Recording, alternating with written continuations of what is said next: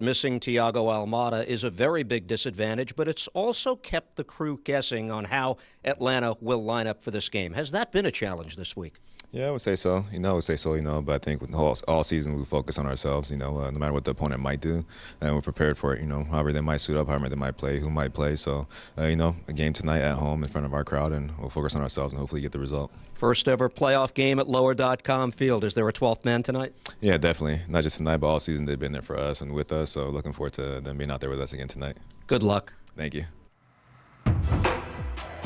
I love how Darlington Navy's so cool, calm, and collective. Maybe because Thiago Almada isn't in the 11 for Atlanta. Yeah, I'll be happy too. And when you see this Atlanta lineup, it's a 5-3-2. They want to match the Columbus midfield, but it's going to be a tough task for them. I expect them to play a more direct game. I would like to see them play up to Giakoumakis so he can make the game in the final third. That way they can attack easier. But straight away, I look to Mayumba in that holding defensive midfield spot. He's going to have his work cut out tonight. He has to have a good game. They need to get the result today. It's going to take a gutsy performance, but this team can get it done. Well, big game for also center back Miles Robinson to deal with the transition of Columbus. And our very own Steve Kandrelowski caught up with veteran goalkeeper Brad Guzan.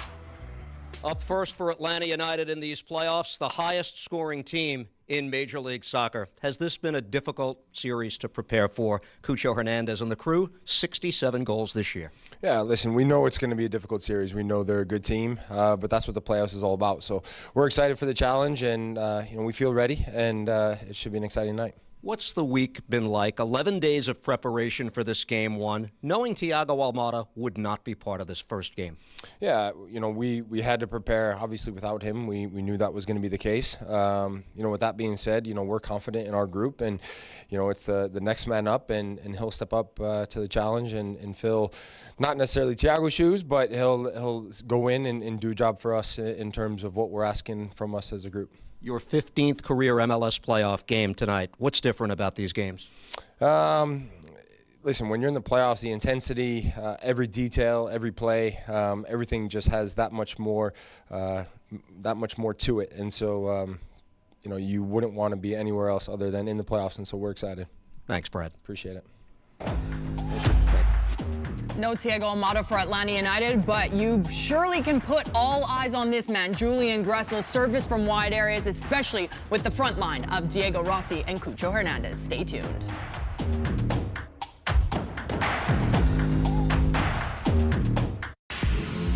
It's not just designed to look good. It's built to command attention. It's not just a comfortable interior. It's a quiet refuge. They're not just headlights. They light the way forward. The new fully electric Audi Q8 e-tron models.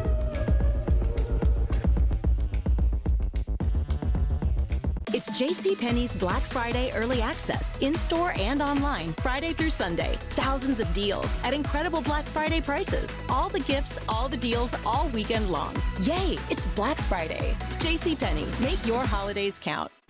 Lionel Messi is here. Messi is as big as it gets. Mi felicidad siempre fue jugar al fútbol. Y lo puedo seguir haciendo acá.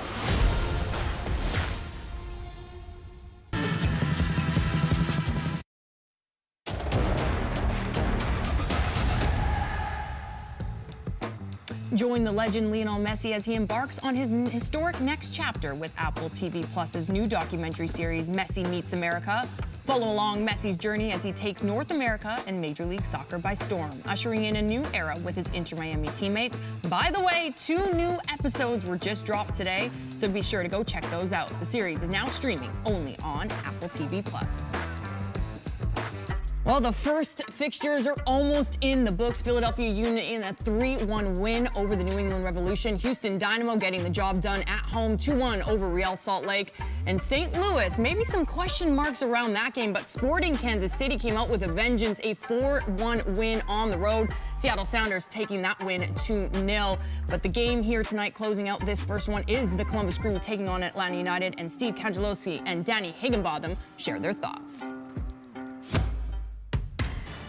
Kalen, for 10 days in the lead up to this match, we've been expecting these teams to come out tonight and throw haymakers at each other, the two highest scoring teams in the league. But Danny, when you saw Atlanta United's lineup, was that a hint that we might be looking at a different kind of game? I think so, yeah. I think one of the things that I would say is that when we spoke to both managers, they talk about control.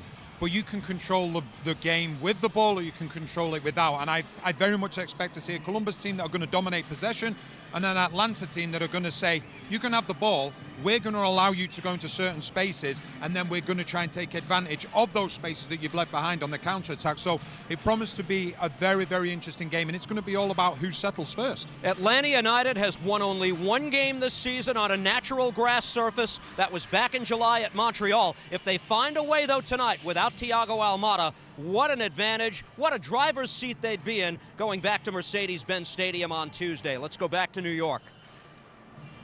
Cheers, gentlemen. This flashback is presented by JCPenney, and we're going back to 2020, Bradley, in the MLS Cup. Columbus taking on Seattle. Ultimately, it was Columbus taking the win 3-0. Zelleran with the brace, Etienne with one, but it was Aiden Morris's breakout game.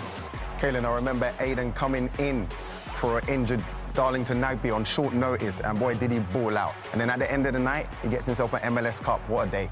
It was a day for the Columbus team, taking a huge win over Seattle 3-0. That was our flashback presented by JCPenney.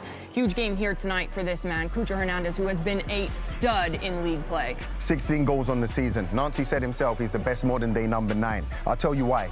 Creates his own goals. He can create for others. But most importantly, what he's added to his game, he can be that box number 9. So now he gets himself all different types of goals, and it's very difficult for any defense to contain. Well, it's going to be a huge game for him, but on his right side, Diego Rossi, he didn't feature in decision day. He did pick up a knock. He is back into the 11, and a player that's come into Columbus and has really implemented some more structure in that attack. What a pickup. Columbus still haven't seen the best Diego Rossi. He's got over 50 goals in the MLS. He's got 3 this season. But in the playoffs, if you can see the Diego Rossi we saw at LAFC, they've got a player on their hands, devastating and running in behind. And when he does get in there, he's clinical in front of goal. Well, I know you love to talk about the attack, Bradley, but defensively, Columbus, we know they're number 1 in Major League Soccer, putting the ball into the back of the net, but defensively have to be strong in order if they want to make a real run into the playoffs. When you play for a team as a defender that values the offensive side of the game, the defenders have their own job now to not ball watch.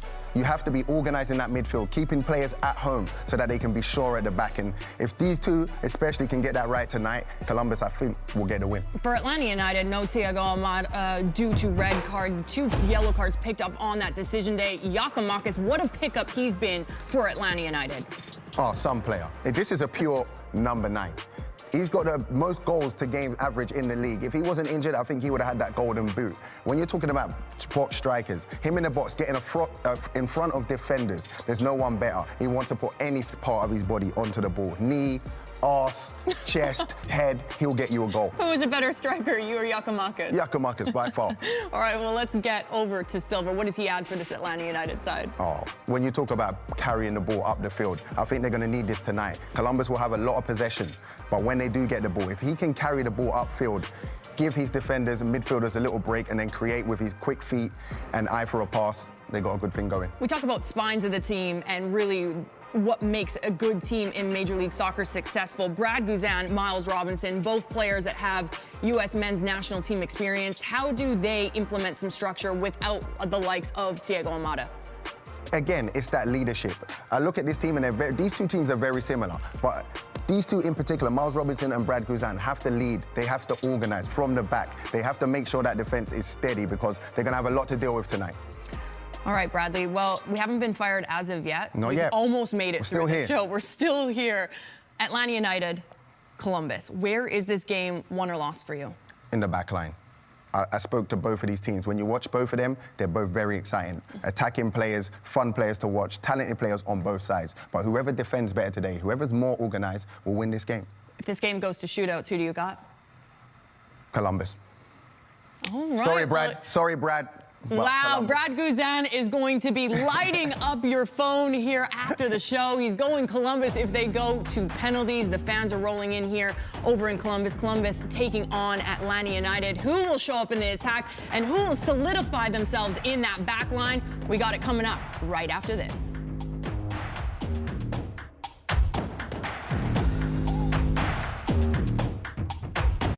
There are trucks, then there's the truck, GMC Sierra. Available with the V8 engine.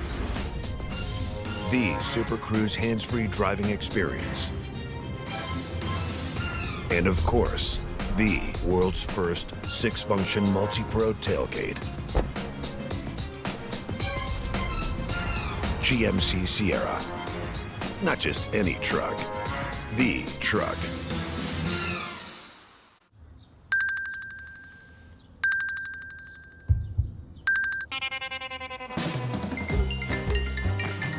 Hello?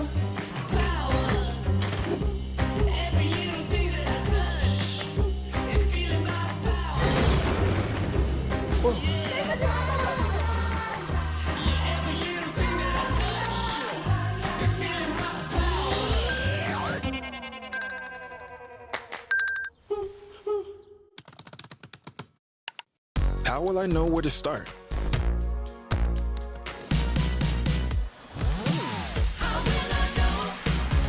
Striving for more isn't just for the field, it's for life.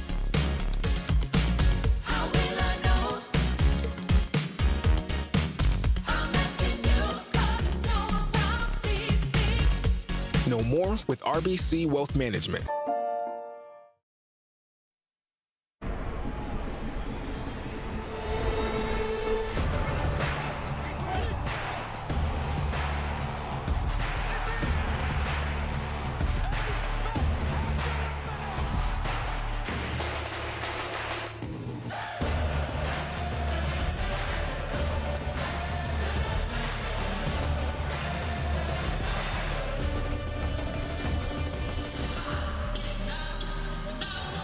Welcome to the Audi 2023 MLS Cup playoffs and to wind-chilled Columbus, where temperatures are in the mid-30s, where it took only 2 hours, though, to sell out the first ever MLS playoff match at Lower.com Field. The last first-round series to begin kicks tonight. The Columbus Crew hosting Atlanta United. With Danny Higginbotham, I'm Steve Cangelosi. Good evening from Ohio, where the anticipation for this series has been building since the matchup was confirmed decision day. And why would it not? These are the two highest scoring MLS teams this season. Each wants the ball, ranking 1-2 in possession. The Crew haven't hosted a playoff match since their MLS Cup win in 2020. Unlike that game in the pandemic-affected 2020 season, this place is packed. And here is the side enjoying home field advantage tonight. It's a 3-4-3 for Columbus, with 16 goal scorer Cucho Hernandez leading the line, flanked by Alex Matan and Diego Rossi, acquired mid-season. Captain Darlington Nagbe is the linchpin of this midfield, side by side with the terrific 21-year-old Aiden Morris. Three in the back, Rudy Camacho, acquired mid-season, is the centerpiece of that, with rookie Patrick Schulte in goal. Atlanta's had 11 days to concoct a game plan that doesn't include Thiago Almada, suspended for this playoff opener. Here's Gonzalo Pineda's 11. We expect three center backs in front of veteran goalkeeper Brad Guzan, with Caleb Wiley and Brooks Lennon getting forward at wingback. It's a first playoff start for Jay Fortune in midfield, and while we're told that Xande Silva is a second striker alongside 17-goal man Yorgos Giacomakis, his role may change throughout the course of the evening with Almada missing. The anticipation building. Columbus is part of the playoffs for the 17th time, an original 96 club. Atlanta debutants in 2017 are in the postseason for a 5th time. These are the players to watch, presented by RBC Wealth Management, proud partner of Major League Soccer. Well, for Columbus, Alex Matan was excellent away at Atlanta recently, and it was because he held his ground. He started wide, but then had the ability to drift inside. And for Columbus this evening, it's going to be all about trying to find the space against an Atlanta team that's probably going to come and sit back. What we can see once again here, Matan, he just stays on that wide side of things. Lennon's been tucked inside, and that gives him space. The more he can see of the ball, especially when he starts on the left and drifts in, the more advantageous it's going to be for this Columbus team that love to dominate possession. And for Atlanta, Brooks Lennon, he has seen his role transformed, whether he's at fullback or wingback. Don't be surprised to see him turn up in the central midfield position, the number 10 position, or even the centre forward position. He has a free role in possession. He knows that behind him, it's going to be a strong defence. So therefore, it's all about, can he find himself getting in positions, either getting behind opposition's back line or getting in between the midfield and the defence. And this is a great example against Miami. You see his position, he's got in between Inter Miami's midfield and defence. He ends up getting his just rewards, but it's all about being in the right place at the right time and being unmarked. Those were the players to watch, presented by RBC Wealth Management, proud partner of Major League Soccer. Wilfred Nancy leads his club out. There are 10 players in uniform tonight, 6 on Columbus, 4 in Atlanta, who know firsthand the jubilation of winning MLS Cup.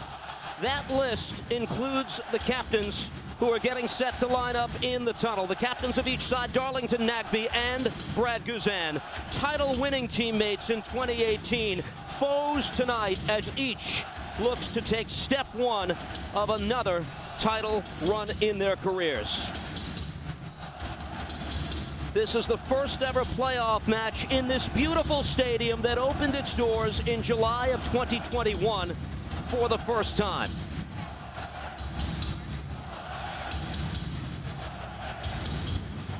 The scene from the Nordecke as the teams get set to make their way out. And the excitement building for a team that's played so formidably in this stadium. The Columbus Crew, 12-1-4 on home ground during the course of this season. And Atlanta on the natural grass surface, Danny, has struggled. They have 100%, and when we spoke to Jim Curtin recently when they played against Atlanta, he said the same thing. He said the issue can be away from home, things change for them. So Columbus have got to take advantage of home field. The last time they met in the postseason, 2017, it went to a shootout. And it was the Crew who prevailed in Atlanta's first year in Major League Soccer. We're fast approaching first kick from Columbus. Atlanta United at the Columbus Crew. The playoffs come to Ohio next.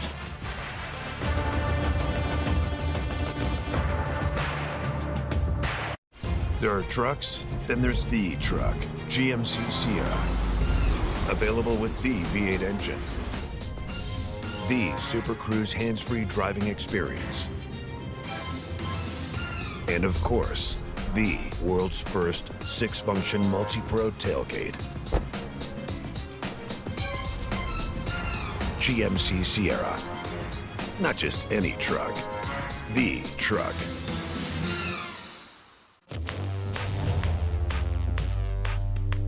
If working hard is essential to get where you want to be, you need something that gets you going and keeps you going on the path to your true potential. You need a spotter, a running mate, a loyal companion. You need Celsius. Every drop is essential. Celsius, essential energy. Ilie can win MLS Cup with this kick. Game on the line. How do I make the smart choice? I remember what's worked and what hasn't. This goalie knows exactly where I'm going to shoot. He's smart, but hesitant. I'm not, or I'm right, all in. So let it fly. Yes! What a smart choice by Ilie! Continental, the smart choice in tires.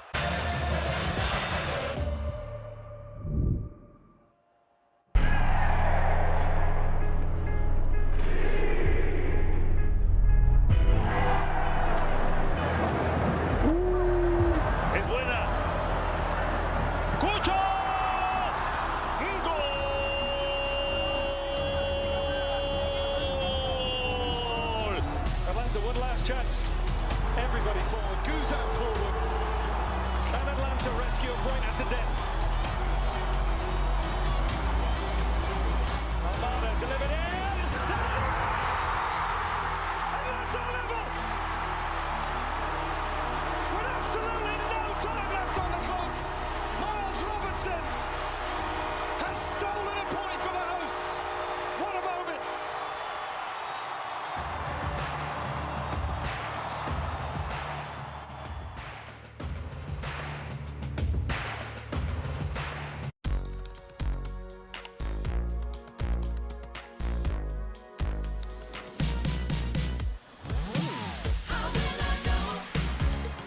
goals aren't just planned for the field, they're planned for life.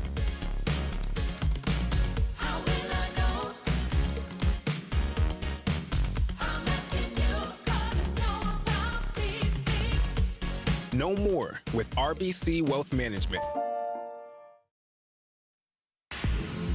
It's not just designed to look good. It's built to command attention.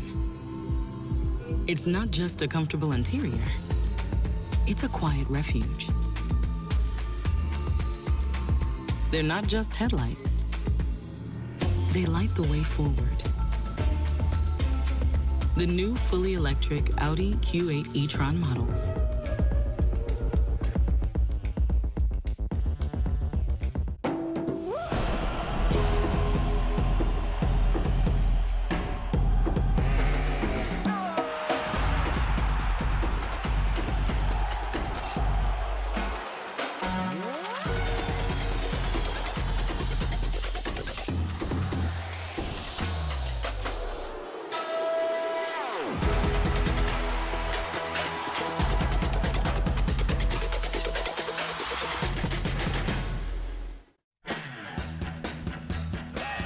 Meet the Chevy ZR2 family. They'll never let you down. With Auto HD ZR2 family of trucks.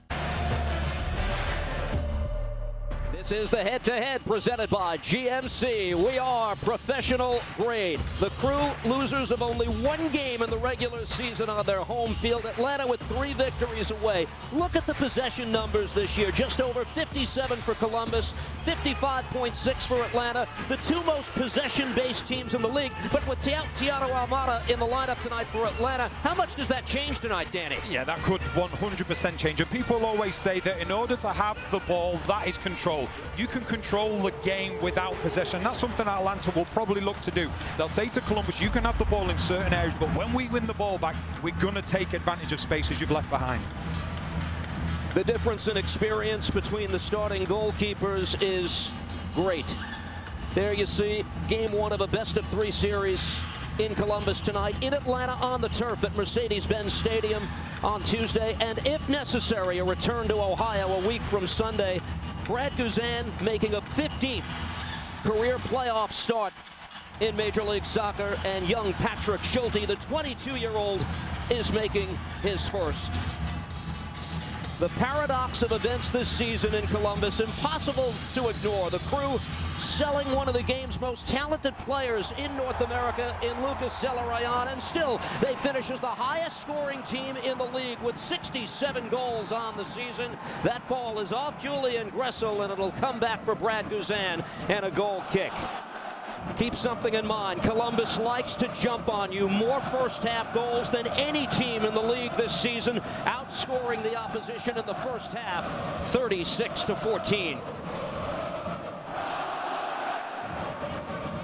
Guzan in his 7th year with Atlanta, MLS Cup champion from 2018.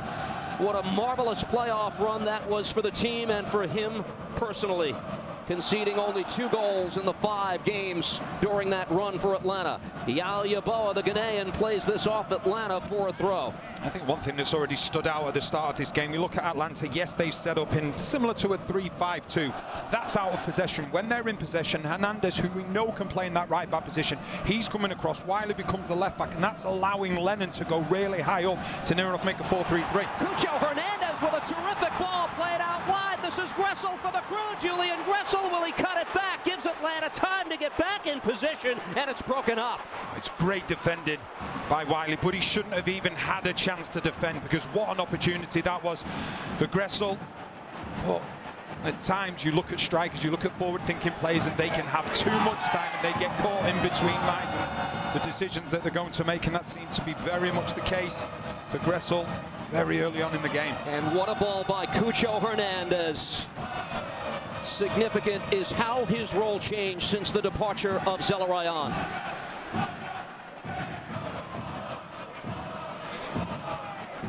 Columbus with the first shot off the bow, if you will. Steven Moreira for Gressel, who plays this back. And here is Schulte. Very few had him penciled in as a #1 goalkeeper in Columbus this year. Got the opportunity, started 31 of the 34 regular season games for the side that finished third in the East. This is the 3-6 matchup in the Eastern Conference Playoffs first round. Danish defender Malte Amundsen with a good ball settled here by Alex Matan. Matan able to elude Ronald Hernandez, and now Yeboah. Aiden Morris plays centrally. Darlington Nagbe, the captain. He and Morris, two of the most accurate passers in MLS. Two of the top 4 numerically in the league this season. This ball played in the direction of Cucho, but picked away by Guzan. Hernandez, who's playing at the right-sided centre-back position, he has to be so careful, just as we see an early opportunity, and that's a real good example there. Hernandez goes all the way in with Cucho, and that then leaves so much space. Wiley can't cover the ground. The rest of the back three has to go across, but it's brilliant defending from Wiley. Brooks Lennon moving forward for Atlanta, able to play this ball in the direction of Yorgos Giacomakis. That's broken up. First quarter of the night will go to Atlanta United. Well, and that's the difference that Lennon makes when Atlanta are in possession of the ball. He will go and play as a right winger at times. I've said he'll go an underlap, he'll go inside. But one thing he'll do, he will cause problems, because we know Yeboah playing in the left wing back position for Columbus. He's more attack minded. He's going to leave space behind, and it's a vital touch from Camacho to make sure that Giacomakis can't get a strike on target. Great bit of defending and positioning by Camacho. Shaken up on the last play is Yorgos Giacomakis. His 17 goals this season to lead the club, the MLS leader in goals per 90 among all players in the league who played at least 15 games. The signal by Lennon, set piece Atlanta. This ball swung out. Tristan Muyamba to get on this for the Five Stripes.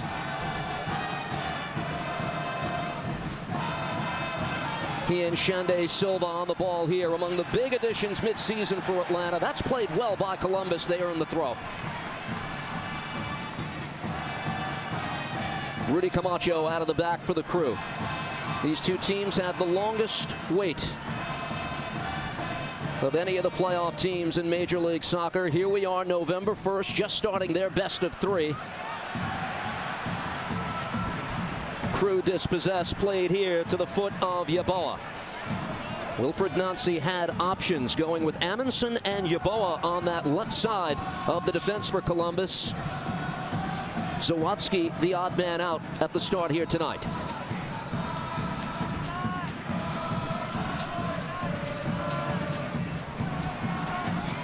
Amundsen for Yeboah.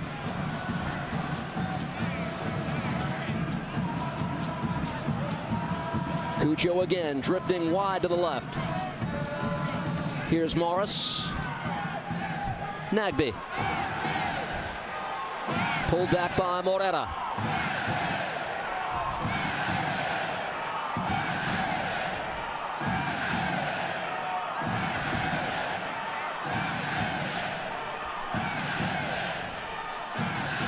Amundsen in a playoff game for the first time since winning it all with New York City.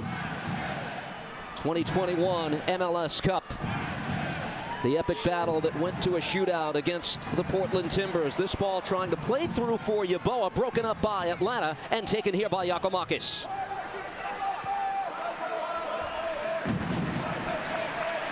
Defensively, Hernandez just has to be careful, because what's happening is, if Cucho Hernandez is dropping off or Matan's dropping off, he's going all the way with him and leaving so much spacing behind him.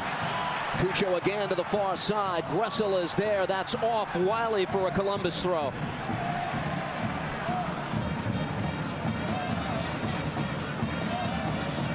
Camacho. Amundsen.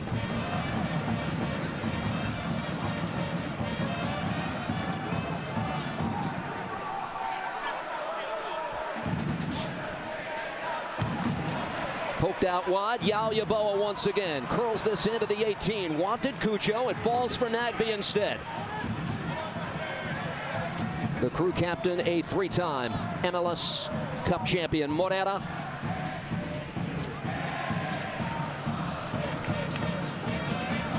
Crew with their yeoman share of possession in the opening minutes. What we expected. That's a good touch by Yeboah. Had Morris cutting.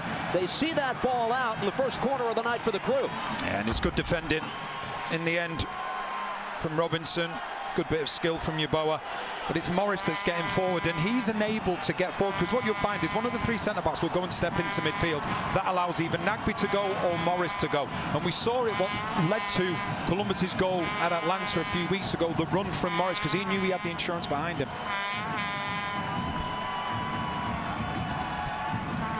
They play it short. Matan able to whip this ball in. Crew get a foot to it, but it's poked wide.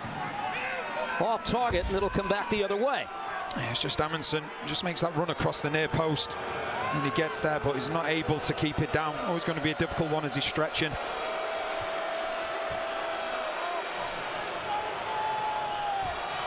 Gonzalo Pineda. Well, talk about a team taken out of its comfort zone tonight. They've won only once on a natural grass surface this season. That was at Montreal, Stade Saputo, back in July. Temperatures we mentioned are in the mid-30s, although not much of a breeze at this point in the evening. It is not, though, the climate-controlled conditions that they're used to in Atlanta.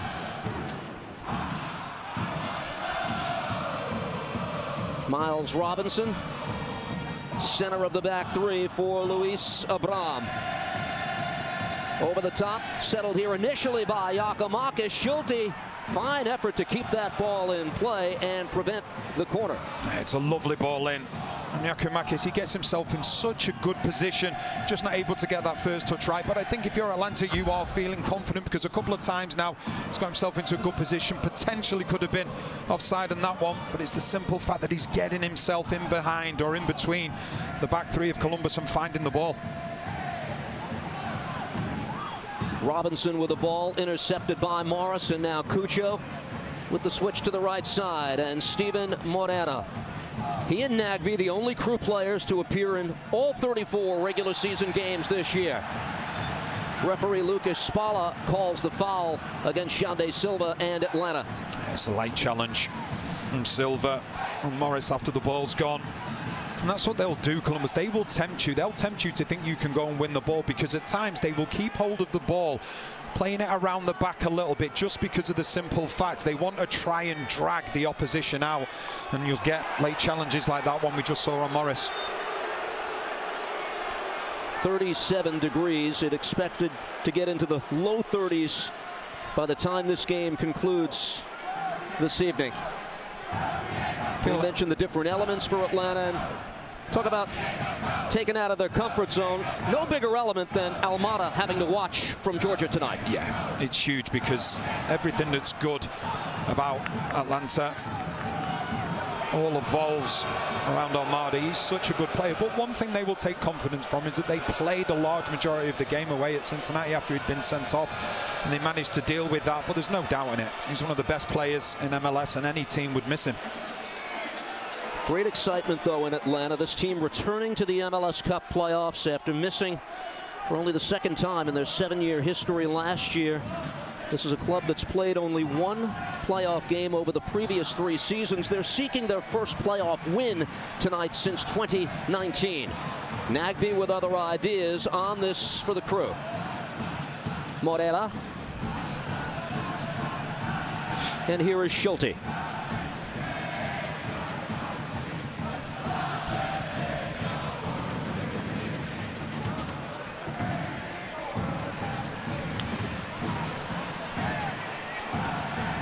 Gressel taken back middle of the park by Atlanta. That was Jay Fortune on the intercept, off the foot of Silva, and taken back here quickly by the Crew.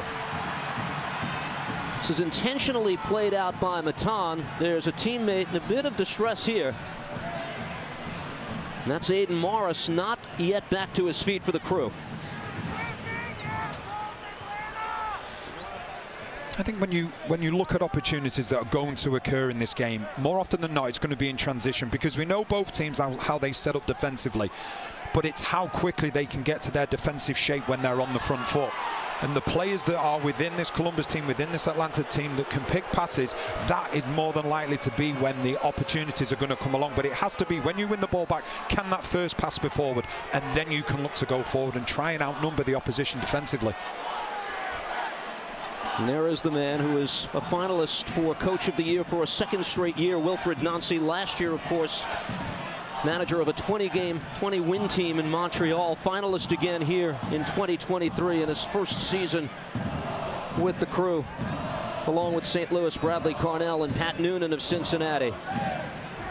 Scoreless in the 13th minute of this first game of the best of three. Intercept by Atlanta, played out wide. Brooks Lennon, broken up by Yeboah and settled here by Schulte. He managed to get himself back. Yeboah into a good position. He initially switched off for a second, just gave Lennon that yard, but was able to get back and make sure when the cross came in, it deflected off him, went through to Schulte. Patrick Schulte in his first MLS season. Chicago's Christopher Brady, the only MLS goalkeeper younger than Schulte to start as many as 30 times this season. Off Cucho, Miles Robinson to play this back for Guzan. Those are the only two left from Atlanta's championship-winning team in 2018. Guzan, who played a big role, and Miles Robinson, who did not in that particular season before becoming one of the more prominent defenders in the league. Lennon, gathered by Xande Silva. That's played off Amundsen for an Atlanta throw. So often in these situations, when one team is on the attack, you just have to keep your eye on the opposition's attack, because they're looking to find positions if the play breaks down and how they can then find space. Luis Abram back for Robinson. This is an Atlanta team that conceded 53 times in the regular season. Far too many to the liking of head coach Gonzalo Pineda. He says he's looked at so much tape.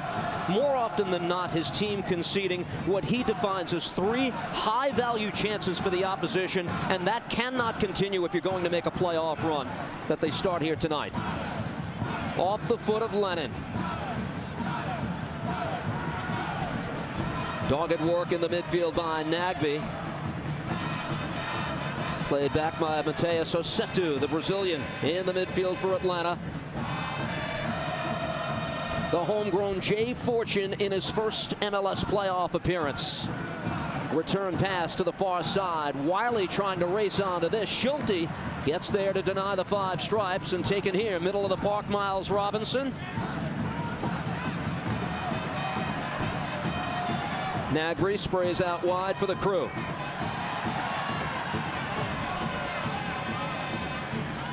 Now Yeboah earns the throw for Columbus.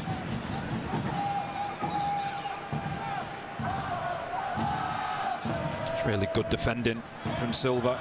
Look at Atlanta, very much like a 5-4-1 when they're defending.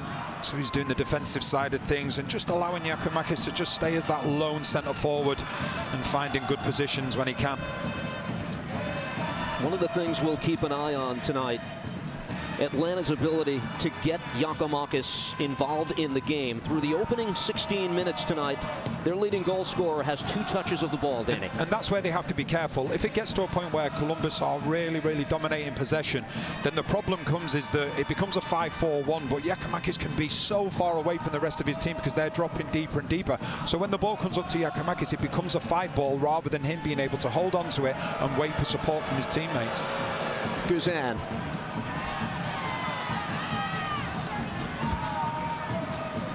Fortune shakes off Morris, who looks at the referee. Here's Muyamba. Terrific pickup he's been. The man who wears the 8 shirt for Atlanta. 5 goal contributions. Fewer than 650 minutes played since his arrival, coming into the playoff opener tonight. Osetu. Intercept by Gressel. Tries to send the Crew, and Diego Rossi the other way. Takes a fortunate deflection, settled here by Guzan. Just going back to Mayumba as well. You know, he's been excellent since coming into the team, but what he's done, he's brought the best out in players around him as well. You look at Josetu. Josetu now is able to sit deep, dictate the play from deep, because he knows he doesn't have to make those forward runs. Mayumba's doing it. You know, and that makes such a big difference, and that's a sign of a high-quality player, not when they come and enhance the team as in terms of what they bring as an individual, but collectively then how they make players around them better. With Almada out of the lineup, and granted, there is no like-for-like switch with their MVP candidate missing from the lineup, but Muyumba gave Pineda pause to think whether or not he could slide into that 10 role tonight. We might see that at some point in the game tonight. He's made them, according to the Atlanta coach, better in every area of the field. They move the ball easier from back to front. Matan Yeboah.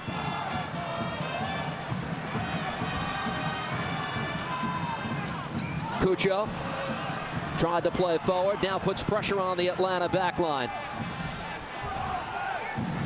Giacomakis coming back to help defend, but flipped ahead here. Gathered by Cucho at the edge of the 18. Cucho Hernandez plays it across, broken up, cleared out of harm's way initially. Now Nagbe, long range, gives it a go. Guzan is there.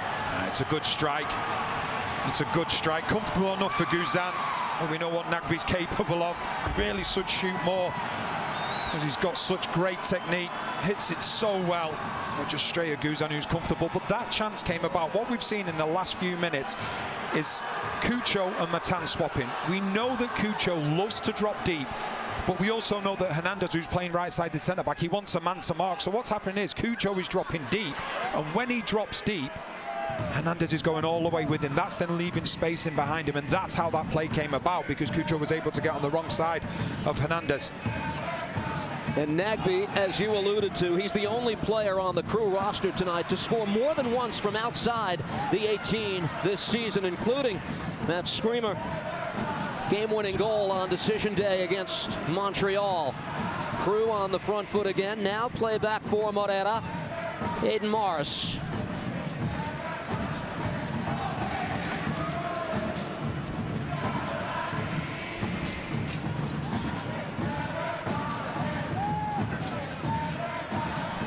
Camacho, Matan for Rossi.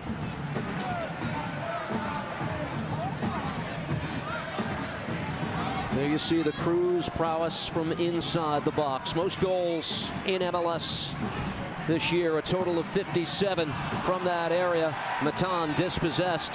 Fans wanted a foul call, instead settled by Atlanta. This is Muyumba.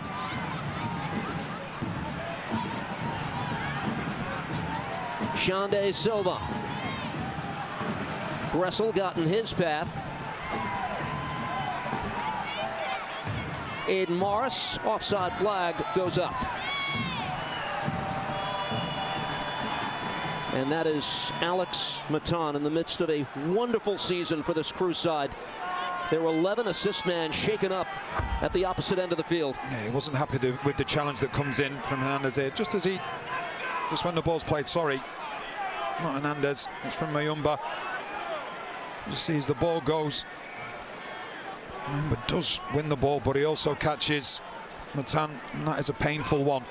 The difficult thing that if you're an Atlanta defender at the moment, and when you're in that flat back five, and I've been there before, when you're playing against maybe one centre forward who doesn't necessarily play as a centre forward, he wants to drop deep. As a defender, your comfort blanket is marking somebody. So the plan here, when you look at Wilfred Nancy, he will have looked and he was saying, right, Atlanta are playing the back five. Let's not play the centre forward, because we know that Cucho Hernandez can play that position, but he's also very good at dropping deep. And what we've seen so far, we've seen Hernandez get caught out. He's been dragged out because he wants someone to mark. So then it's not all about whether Cucho Hernandez is going to get the ball. It's if Hernandez goes with him, then that space in behind is going to be free for one of the Columbus players to get forward. And it's one of the most difficult things to do as a defender. Just be disciplined and sit back at times, even when you've not got a man to mark. So they're getting anxious because they have nothing to do. 100%, but believe it or not, if you speak to most defenders, they will tell you, I want a man to mark because I know I'm doing my job. And if they don't have a man to mark, then they'll go and look for one, and that's when they can get caught out of position. And there you see the form of Cucho Hernandez. 10 goals in his last 8. 16 this year, the 4th highest total in MLS this season. And that scoring tear included a hat trick last month in the opening 23 minutes of a game against Chicago. Each side looking for the breakthrough here. Scoreless mid-first half. Glad you've joined us for this game 1 of the best of 3 at lower.com field. Morera for the Crew.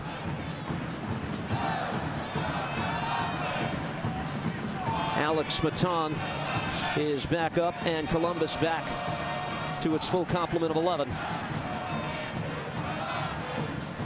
Cucho.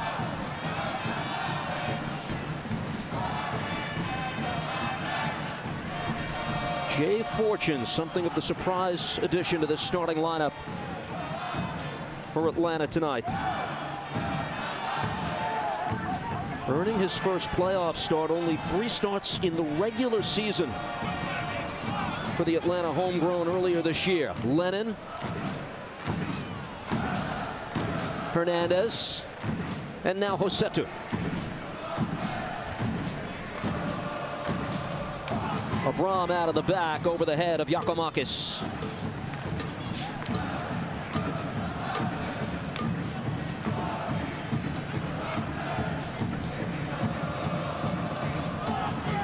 Amundsen for Yeboah. 2 highest scoring teams in Major League Soccer this season. The Crew with 67. Second time they've reached that total in their MLS history, but the first time they were number 1 in that category at the conclusion of any season. Yeboah. Cucho again to the left side. Chased by Miles Robinson. Hernandez. Here's Morera.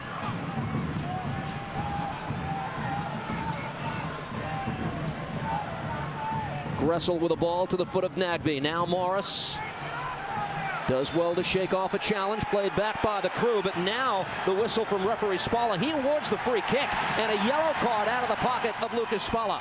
Yeah, and you can see he's gone over to Mayamba and he's actually given a yellow card to Mayamba. I'm not too sure whether it's Mayamba that actually makes the challenge. I think it's Josetu, but the referee, Lucas Spalla, he goes up to Mayamba and gives him the yellow card for consistent fouling, in particular on Morris. But I'm not convinced this time that the foul is actually by Mayamba. I think it's actually from Josetu, which makes Morris go down. You should just say, hey, when he goes, and it's then. And that's where Morris ends up with the pain. You see this initial one. I don't think that's necessarily a foul. It's here as the ball goes, and then Josetu stands on Morris, and then Mayumba, he's the one that gets the yellow card.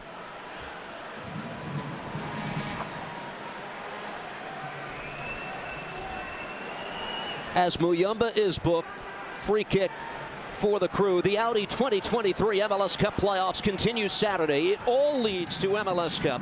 December 9th here on MLS Season Pass.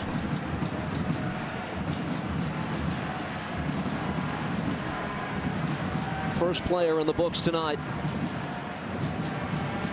It is Diego Rossi. Over the free kick for the Crew. With Morera the other option, it is Rossi to lift this ball in.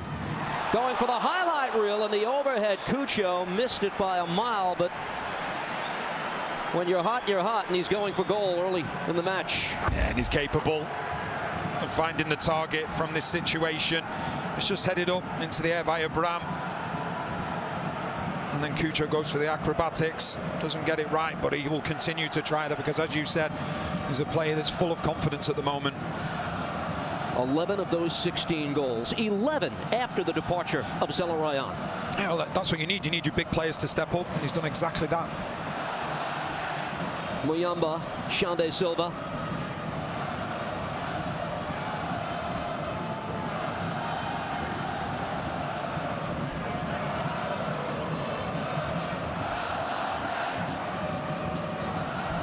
And here's Muyamba, centerpiece of this Atlanta midfield tonight.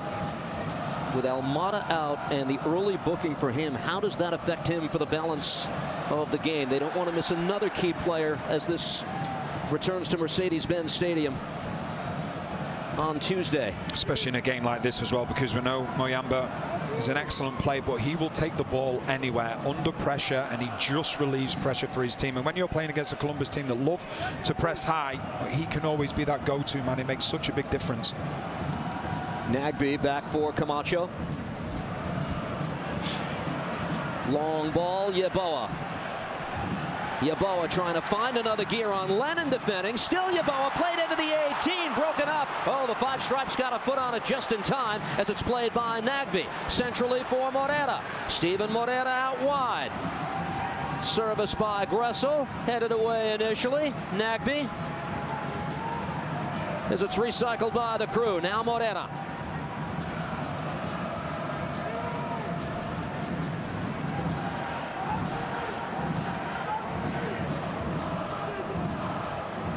Those are the numbers we alluded to. This has been a terrific first half team on their way to 16 wins on the year.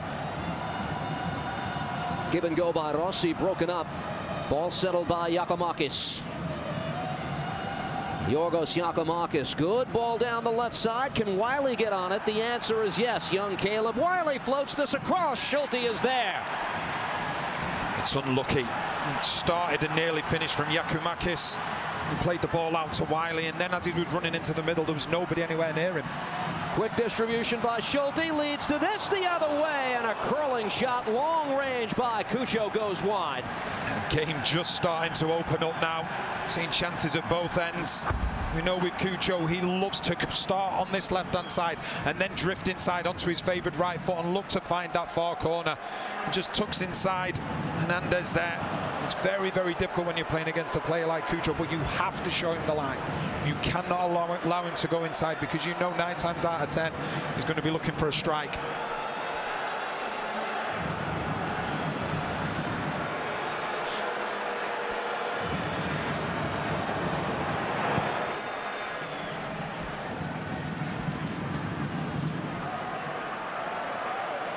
Giacomakis dispossessed by Morris. Second most tackles won in the league. Hayden Morris this season for the Crew. That's well done by Cucho, urging the crowd to get into it as he earns the corner. It's brilliant from Cucho. He has no right to get a corner in that scenario, but it's just selfless running, which leads to an opportunity for Columbus at the moment. We're just seeing Giacomakis, he's finding himself very isolated. He'll start to get frustrated, and then the problem when that happens is that he'll drop deeper and deeper and deeper, and then there's no out ball. They've just got to make sure that he stays up there, but the rest of the team just need to play a little bit of a high line to get closer to him. Here's Rossi again. He took the short option the first time in Matan. Gives the signal, this time the more direct route, headed away by Atlanta. Calling for it is Matan. Nagbe.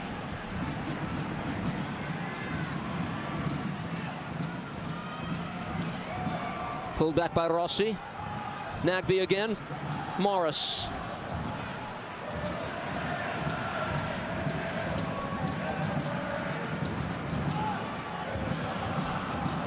Cucho now on the right. Whips this ball in. There's Camacho, got the foot to it on the volley. Puts it over the bar. Well, he stayed up from the corner, and it's really good movement from Camacho, because just watch him. He stays on the side where Robinson can't see him. The last second he makes that run across him, he gets there. There's just enough pressure from Robinson to make sure that Camacho can't get the strike on target.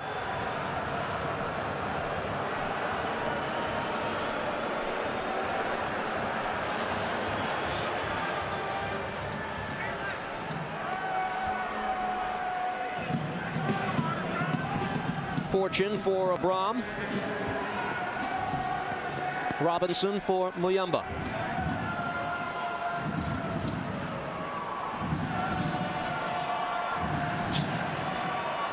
That lone win on the grass surface at Montreal. The other two were at Seattle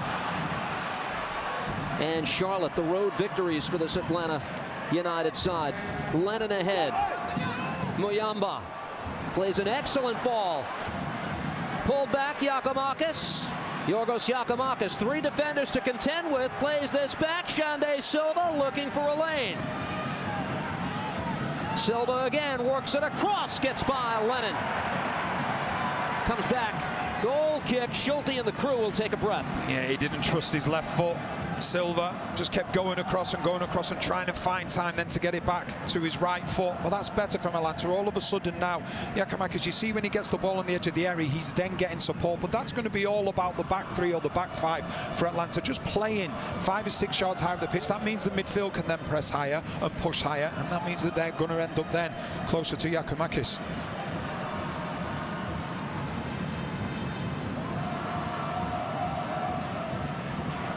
Morris.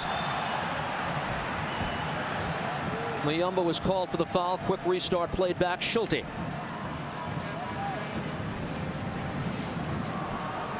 Morera in the midst of a wonderful season. Plays that ball ahead. 4 into the attack here for the crew. Yeboah able to bring this down. Cucho is calling for it instead. Yeboah squares this. Morris. And that ball never arrived to Cucho's foot, taken by the crew a second time. See if they still make something of this. Here's Matan, edge of the 18. Alex Matan pulls it back, gives to Yeboah.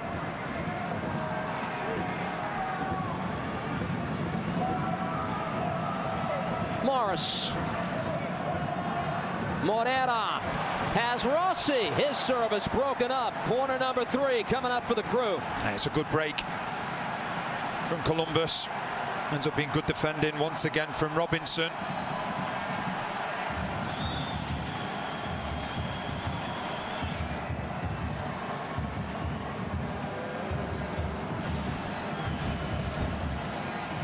Most are standing at lower.com field. Gressel gets a head to it, and a second head goes over the bar. Terrific chance for the crew off the set piece. Just look at the far post. It's Morris and Amundsen. They find themselves free. There's just too much height when this ball comes across. And Amundsen, just wonder whether he sees it late, because Morris is making an attempt for it as well, and he can't get over the ball himself. The problem they're having at the moment, and Lennon has been in discussion with Hernandez. Hernandez is going really tight with Matan. What that means then is that Lennon's having to become the 3rd centre-back. So then that means Yeboah on this left-hand side. He is in so much room to do what he wants to do. And then Lennon's just saying to Hernandez, I'm guessing he's probably saying to him, hold your ground. Don't go, because you're making life difficult for me. I'm having to become a centre-back, and I can't then do my job. The possession numbers starkly in favor of the crew. 62% at this point in the match. Yeboah. Morris, there was an appeal by Atlanta that went off an arm. We play on, and Brooks Lennon slowly back to his feet as the crew play this ahead. Here's Morera, takes the option out wide. Gressel works this, top of the 18, wanted Cucho, and it's cleared away.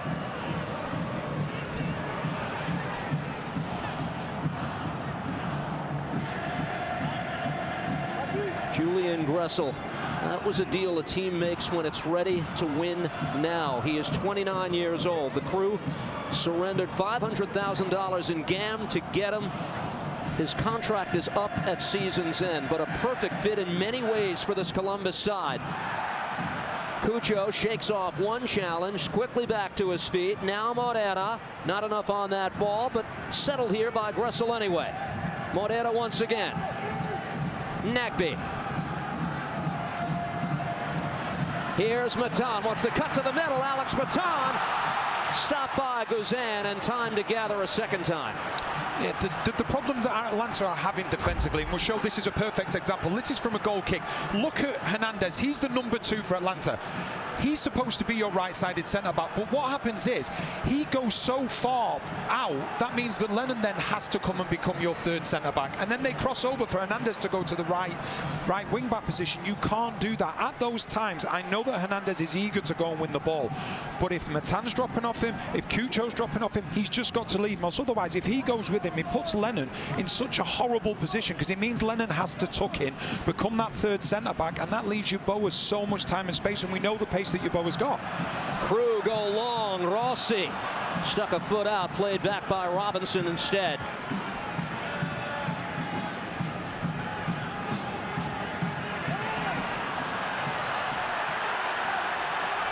Giacomakis screaming at the referee. Spalla wanted a foul.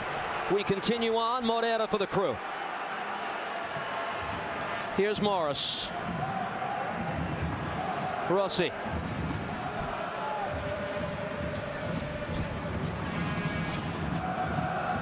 Amundsen links with Cucho. The touch from Matan.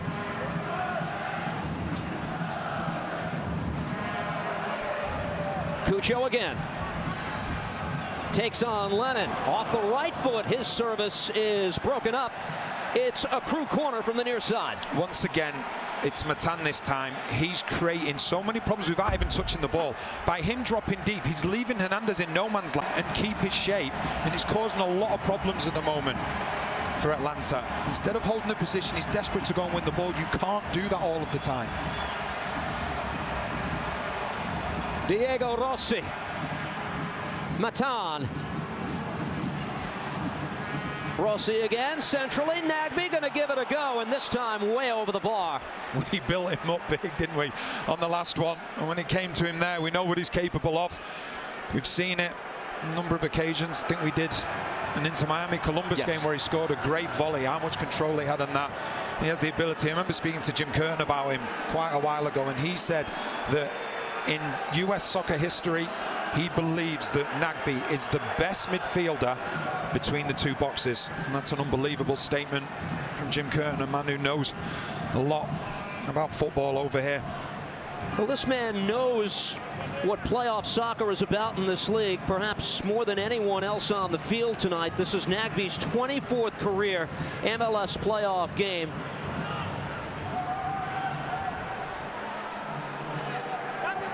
Championships won by the 33-year-old at various stops. Portland, Columbus, Atlanta. The stalemate continues, though. Challenged by Gressel. He fouls Giacomakis, and it's a free kick for Atlanta. It's good play from Giacomakis. He's not seen much of the ball, but he's trying his best when it comes up to him just to hold on to it. And gets his team now a free kick.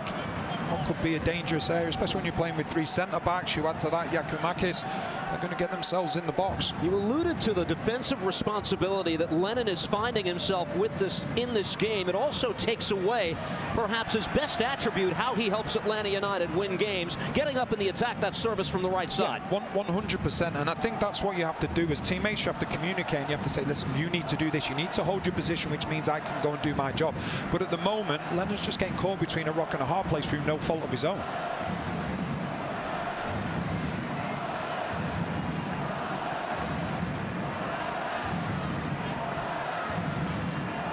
"40 minutes in to a 0-0 game.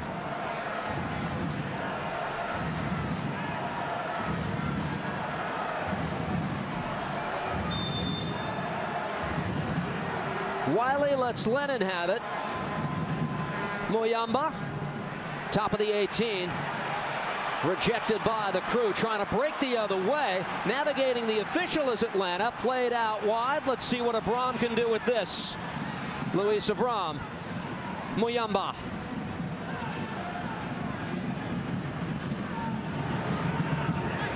Fortune back for Hernandez. Here's Robinson. The shots are 8-0 in favor of the Crew to this point.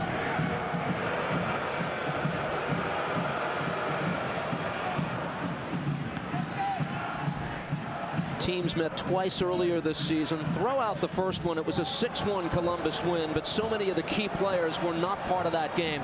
No Almada, no Giacomakis for Atlanta, no Cucho, no Zelarayan, who was still with the club at the time for Columbus that night. But they enjoyed the lopsided win. And then the teams played to a 1-1 draw several weeks ago. Columbus the better side, but only had the point to show for it that night. Muyamba plays ahead. Here's Lennon to get on this. Works this into the 18. Giacomakis does well. Crosses up with Xande Silva. Lost his footing. Taken back by the Crew. Good work by Atlanta to win it back. And now Muyamba.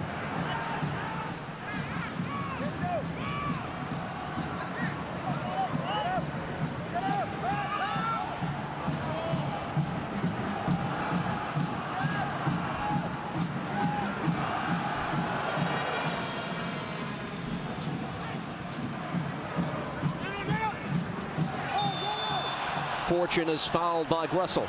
And it's good possession from Atlanta, just having a little bit of time on the ball, won the ball back well as well a couple of times. That will give them confidence, and just getting Columbus chasing the ball rather than them chasing the ball themselves.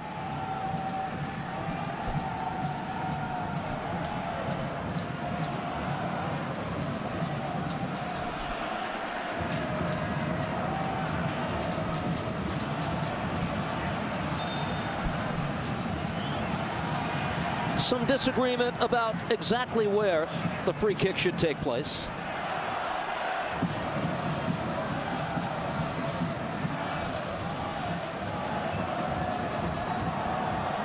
Guzan.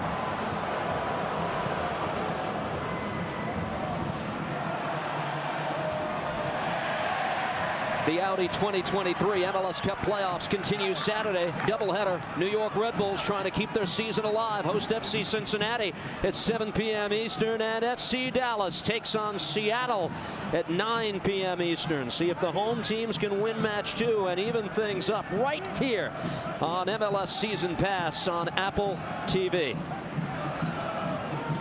Only road team has gotten the best of it so far. That was Kansas City's impressive win at St. Louis. You can see the Columbus players there surrounding the referee. They want the second yellow card for Mayumba for the challenge on Matan. Straight away they realized who it was that made the challenge, just as we see here. Matan, when he just releases the ball, it's a poor challenge. It's a high boot. Yeah, that could be, really should be, the second yellow card. I think Mayumba, we go back to the first yellow card he had, I think that was very harsh. I think that should really have been for Setu, but he's very, very fortunate to not get a second yellow card in this instance.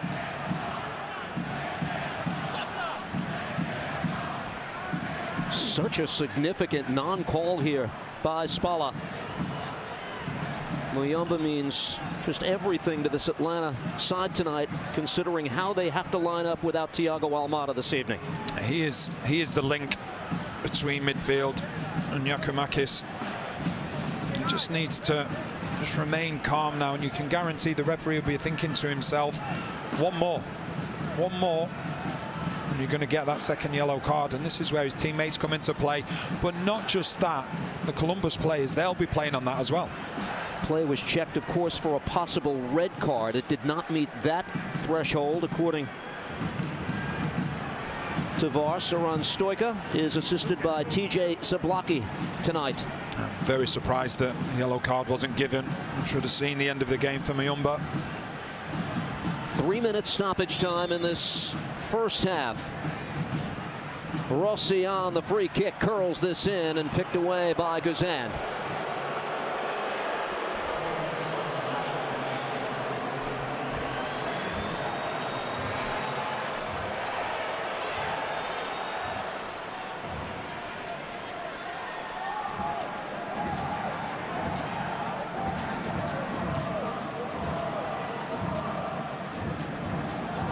Abram for Fortune. Into the attacking third. Wiley and Atlanta. Broken up by the Crew. 3 into the attack quickly. They put it to the foot of Cucho Hernandez on the move. Cucho shrugs off one challenge. Oh, he strikes it home.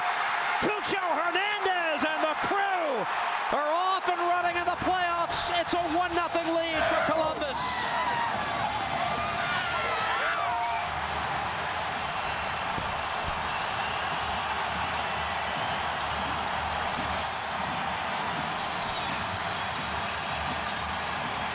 The Crew's money man with his first MLS playoff goal. Well, we said that he loves that left-hand side, but it's the run from Matan.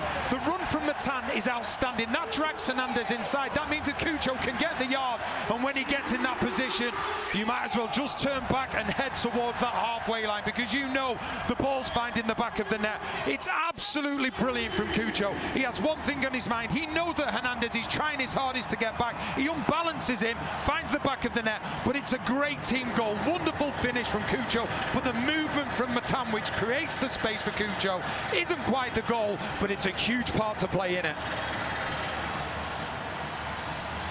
For Cucho Hernandez, that's now 26 goals in the first 43 MLS games, regular season and playoff, in which he's appeared. Only the great Stern John had more in his first 2 seasons in a Crew uniform, going back to the late 90s.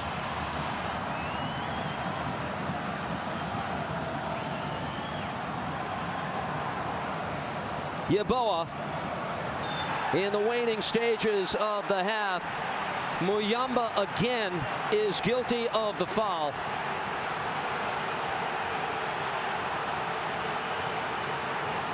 And the Crew players again making their feelings known to referee Lucas Spalla. It's the situation again with Morris.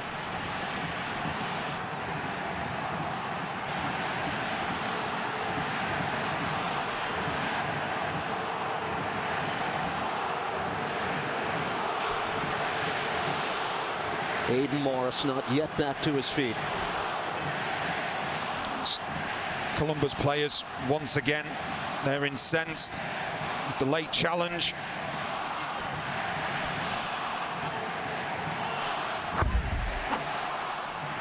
Just see, as it comes in again, referee's in a good position. He gives the foul, and Mayumba, he's going to have to be so careful. I said that one more challenge, he was going to get that second yellow card because he got away with one recently against Matan. Seems to have got away with this one, and I think that Gonzalo Pineda has a huge decision to make at halftime. It's real now, even with 45 minutes remaining in the game. You need him on the field when you go back to Atlanta, and you need a full 11 for a chance to get back in this game. Cucho opens the scoring. Maybe a last chance here for the Crew to add to the lead. Yeboah. Cucho Hernandez, good ball into space. Here's Matan working on Josetu, just lost possession. This rolls out, and that will likely do it for the half. Yeah, once again, it's down this left-hand side.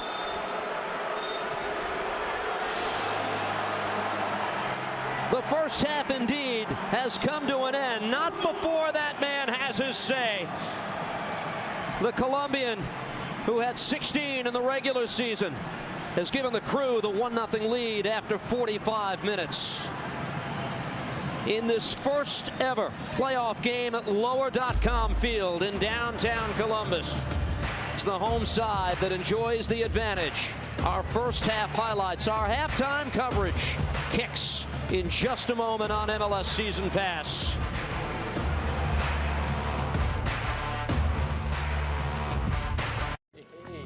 How are you? I made this.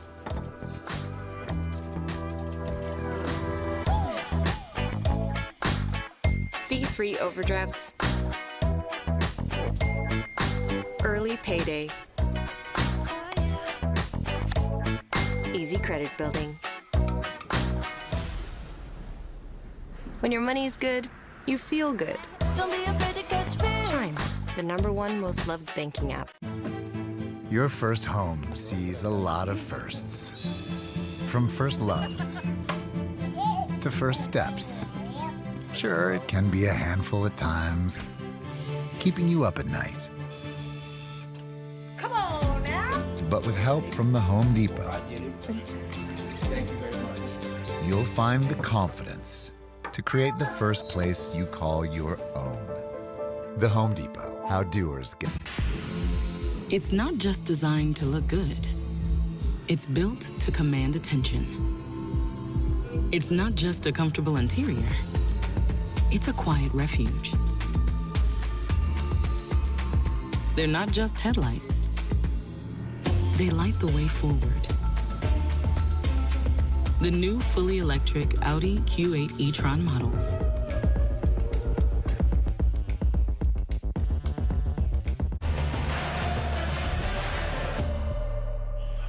Welcome everyone to the halftime report presented by Audi in this game 1 of the first round series between Columbus and Atlanta. Cucho Hernandez has the goal in first half stoppage time, and the Crew enjoy a 1-0 lead over Atlanta. First half highlights, Danny Higginbotham. Yeah, and the majority of it has been Columbus. You just see this initial strike here from Rugby, hits it so well. But Guzan just in the right place to collect it comfortably. He doesn't do the strike from Nagbe any justice because he just plucks it out of the air very, very comfortably. And then, as we saw the game was going on, Cucho, he was just drifting over to his left-hand side where he loves to go, getting onto his right foot and then aiming to find that far corner. Just gets on the wrong side of Hernandez, but just can't get enough curl on it.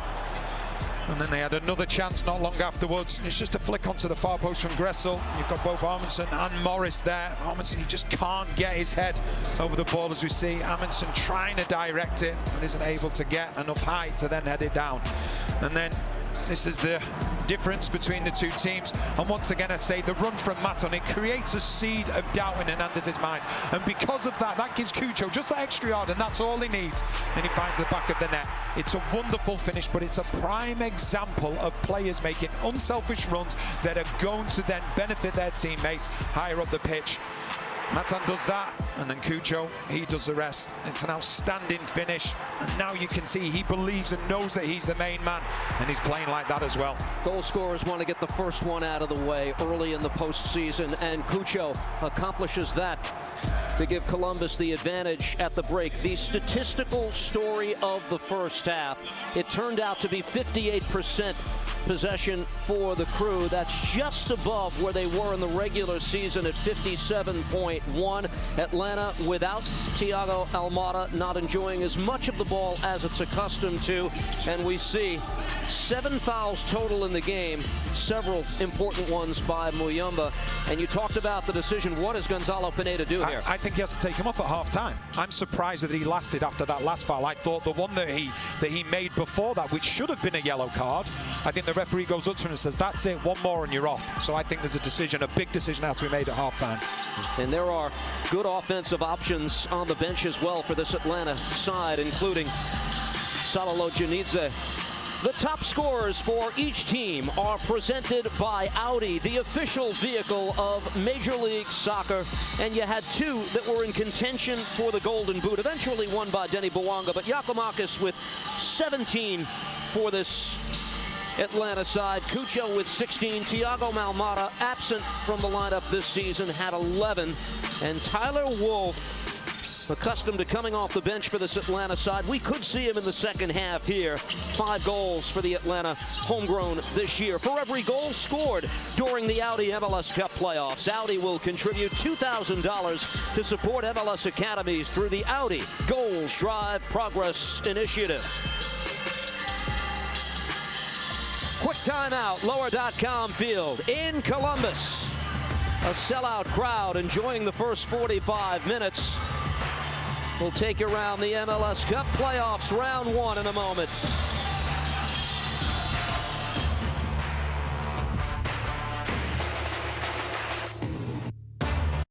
Lunch? Yes, please. That'll be $23. Your ad says it's free. It is for our Economy Ultimate passengers who paid extra. I'll just have water. Okay, cash or card? For water? Well, at AT&T, when we offer you our best iPhone deals, we guarantee it. Even on the new iPhone 15 Pro. Check it out, made with titanium. We do have free movies with the purchase of headphones. I'll just use my iPhone. Only AT&T gives everyone our best deals on any iPhone with any popular plan. Guaranteed. Get iPhone 15 Pro on us. Is it possible to be more capable and more practical? Be able to perform here and here. Make a statement while barely making a sound. And command the road, as well as what lies ahead. How we get there matters.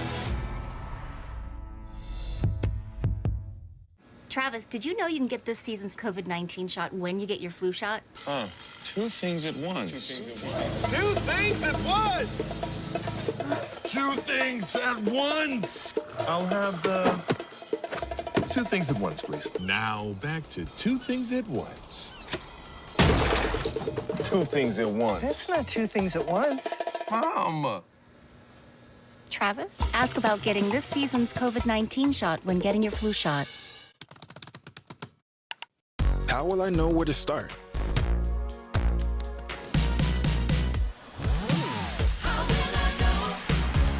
Striving for more isn't just for the field, it's for life.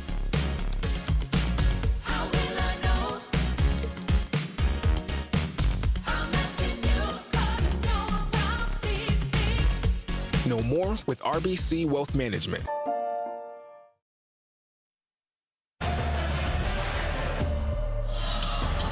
Welcome back to the halftime report presented by Audi. It's Columbus with a 1-0 lead at the half over Atlanta United. The last first-round playoff series to begin is midway through. The winner of this series will go on to take on the survivor of the Orlando City-Nashville series, which got underway Monday night, Danny. Yeah, it did, and it was an early chance as well for Nashville. Shuffleberg does really well getting down the side, and it's good movement from Surridge, and then he just goes with the volley. I'm just thinking to myself, that's a diving header. He knows that as well. He can't believe that he's missed that chance, and he'd give anything to get it back. But then we see Orlando take the lead in very unlikely fashion.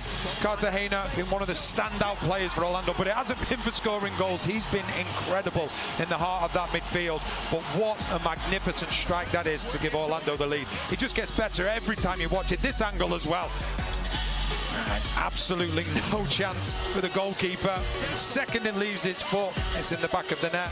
And then, as the game goes on, Bunbury comes onto the pitch. He finds himself with a great chance, and he can't hit the target. He's trying to head it back to where it comes from, but he just misses the post completely and isn't able to hit the target. I believe you're part of this group that believes defense wins championships, and for Orlando City, Pedro Gallese with his 12th shutout in all competitions this year, and that's the 4th clean sheet for them in their last 5 games overall. Here's the bracket, East and West. What's the one thing that has jumped out to you most as the playoffs have gotten underway? I think it's teams that have had to work hard to get into the playoffs and have been going all the way through. They're the teams that are in good form. You look at St. Louis and you look at Sporting Kansas City. St. Louis, they've been waiting. Sporting Kansas City, they haven't been able to wait. They've had to continue to win. And they entered that game. What a result, what a performance, and arguably without 2 of their best players as well. After tonight, the playoffs continue on Saturday with a couple of delicious games. The Red Bulls will be at Red Bull Arena trying to stay alive against FC Cincinnati. FC Dallas beaten by the Sounders 2-0 in game 1 of that series.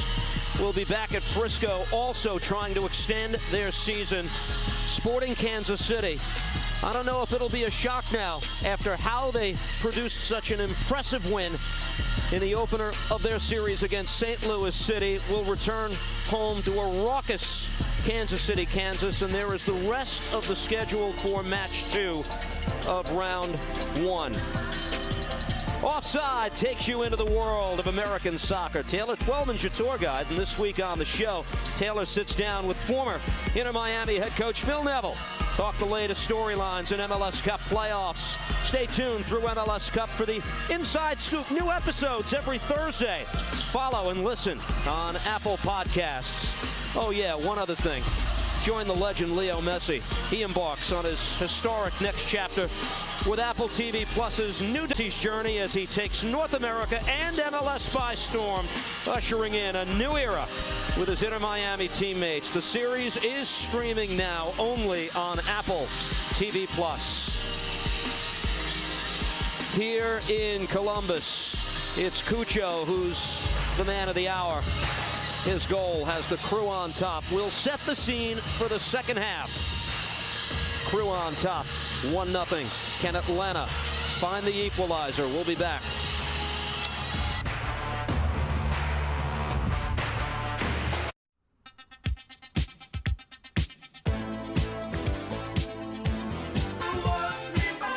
Finding the right hotel just got easier. Compare and book on the app with Hotels.com. It's not just designed to look good. It's built to command attention. It's not just a comfortable interior. It's a quiet refuge. They're not just headlights. They light the way forward. The new fully electric Audi Q8 e-tron models.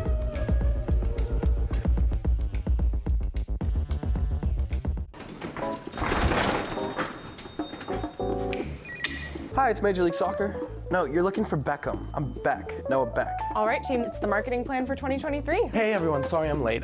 So I have this great idea. What do we think? Hi, it's Major League Soccer.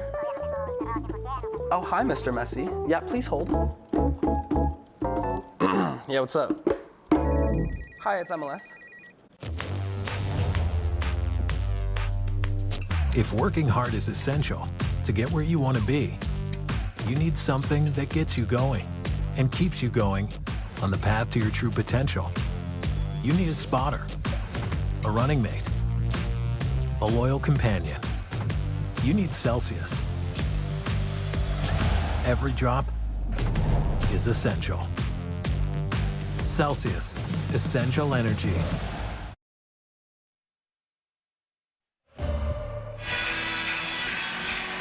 Back in Columbus, second half, moments away. Columbus Crew have the lead over Atlanta United. Cucho Hernandez with the lone goal of the match. This is the supporter cam brought to you by Hotels.com. Find your perfect somewhere on the Hotels.com app. The only home defeat in the regular season before these fans for Columbus this year was way back on the 29th of April, a 2-1 loss versus Inter Miami pre-Messi. They sold out 15 of the 17 regular season home games in this beautiful stadium that first opened its doors in July of 2021.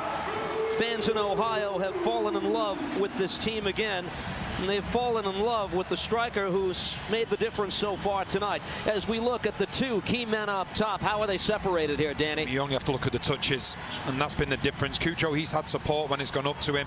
Giakoumakis, as of yet, he's had very little support. So when the ball's gone up to him, he's ended up 3 against 1, and it's been very, very difficult. He's just got to make sure he doesn't get frustrated and drop too deep, and the rest of the team need to get up and give him more support.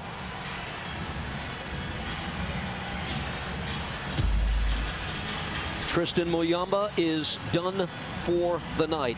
As we anticipated, he is subbed out after 45 minutes, picked up a yellow card, was in danger of picking up another, and the man who will replace him, the Georgian designated player, Sava Lobjanidze, comes on, and this is one of the difference makers that Gonzalo Pineda had available on his bench. Lobjanidze on for the final 45 minutes.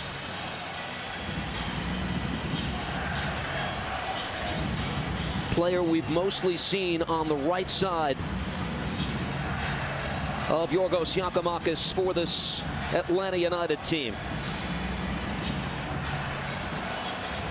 First substitution for either side. No changes, of course, for Columbus.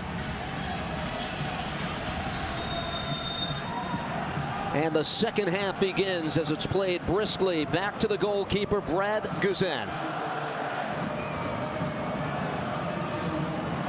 Nagbe to head it away from Lobjanidze, and quickly on the ball far side, it is Alex Matan for the Crew.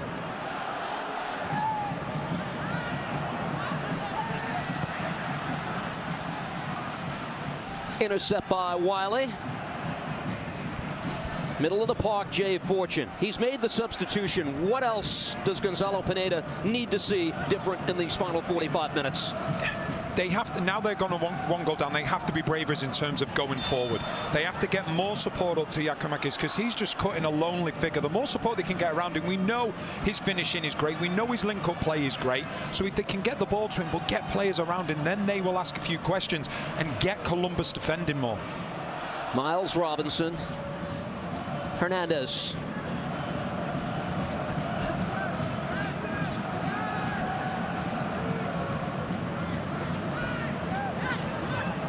Fortune and Josetu, the holding midfielders after the departure of Muyamba. Crew earned the throw in here.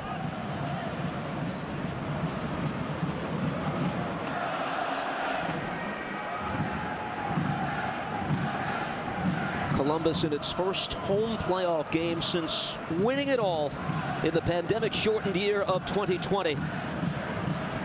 To contrast the atmosphere that night with an announced attendance of 1,500 in the pandemic year, with the electric atmosphere here tonight. Morera.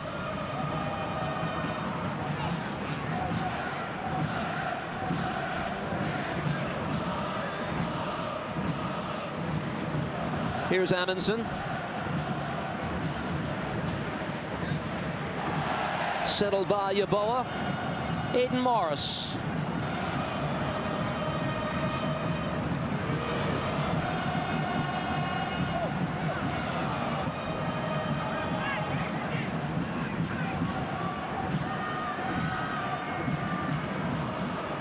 Here's Gressel. Wanted Morera, comes back to him a second time, and gathered by Rossi. Darlington Nagbe.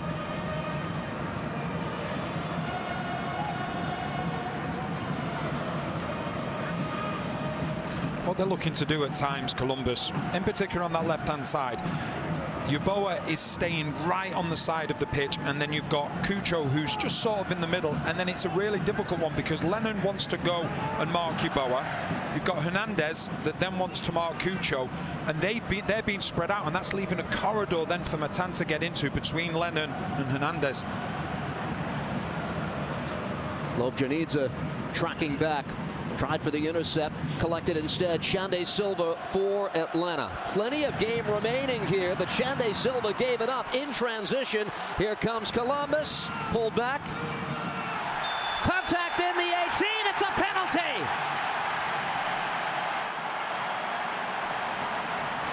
The Crew will have a chance to double the lead.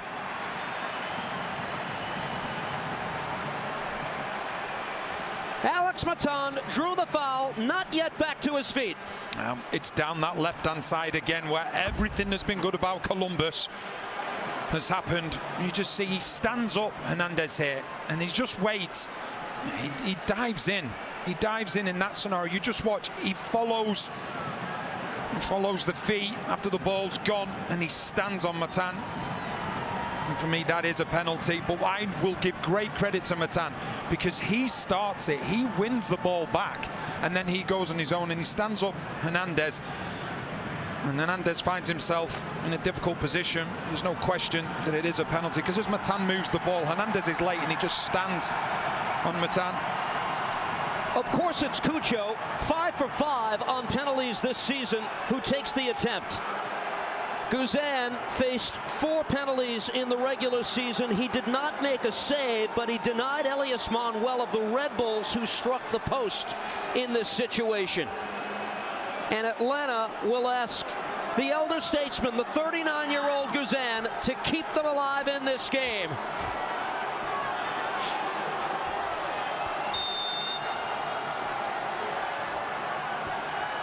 Cucho bangs another. The lead is 2.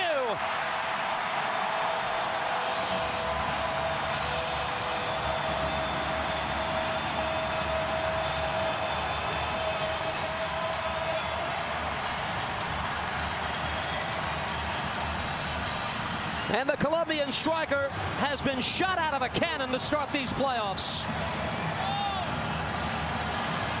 I think first of all we look at what led to the penalty, and you talk about players being great on the ball for Columbus, but it's not just that, it's off the ball. This is all about Matan. He goes after a ball that he has no right to win, then he gets his just rewards because he just stands up Hernandez here, and when he stands him up, Hernandez just gambles and he goes to try and win the ball. He's not able to do that, and that's a great penalty from Cucho because he sized his body shape up as though he's going to go the way that Guzan's going, gives him the eyes and then goes the other side. Wonderful penalty, and what a start for Columbus in this second half. The mountain gets steeper to climb. That's given away by Abram, and alertly there to clear it away is Guzan off his line. It's a Columbus throw. Yeah. Had to be very alert as well then, Guzan. Just an underhit pass from Abram. Here's Morera.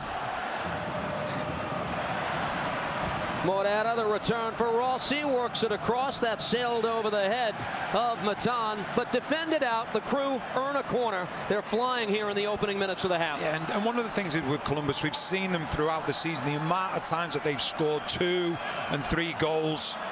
It's incredible. They've scored 2 or more 21 times just in the season alone, and that's because when they get 1 goal, they want to get a second, they want to get a third, they want to get a fourth. They don't ever sit back. They want to take advantage of a team that's potentially head is going down, and that's what they're looking to do now. So Atlanta, they just have to stay in the game, try and work themselves back into it. It's going to be a tough task.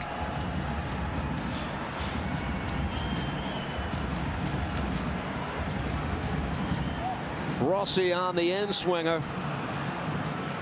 Guzan is there.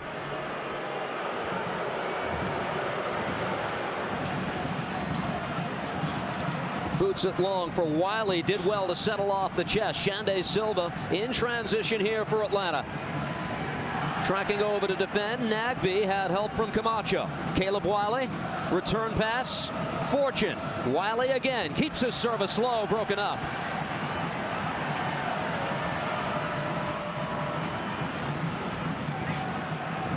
Cucho on the near side. Peeled by Atlanta, saying that ball came out. The officials say play on, and here's Jay Fortune.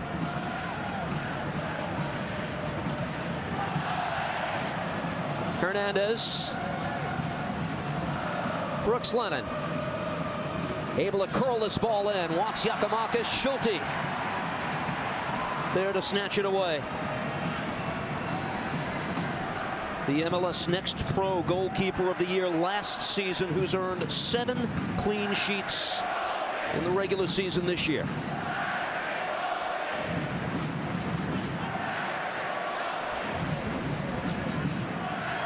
In his playoff debut, keeping it clean, but he has not been tested to this point.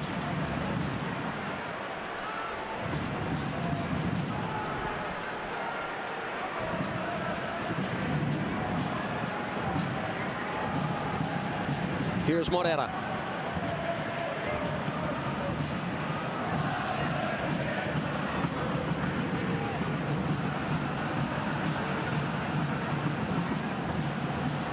Camacho over the top, settled here. Rossi, that's Guzan who came out. Fortunate for Atlanta, that rolls over the byline for a goal kick, but Guzan was a bit trapped. Yeah, Guzan, he committed himself, and Rossi just had a little look up. He could see that Guzan was off his line. Lovely ball from Camacho, just over the top.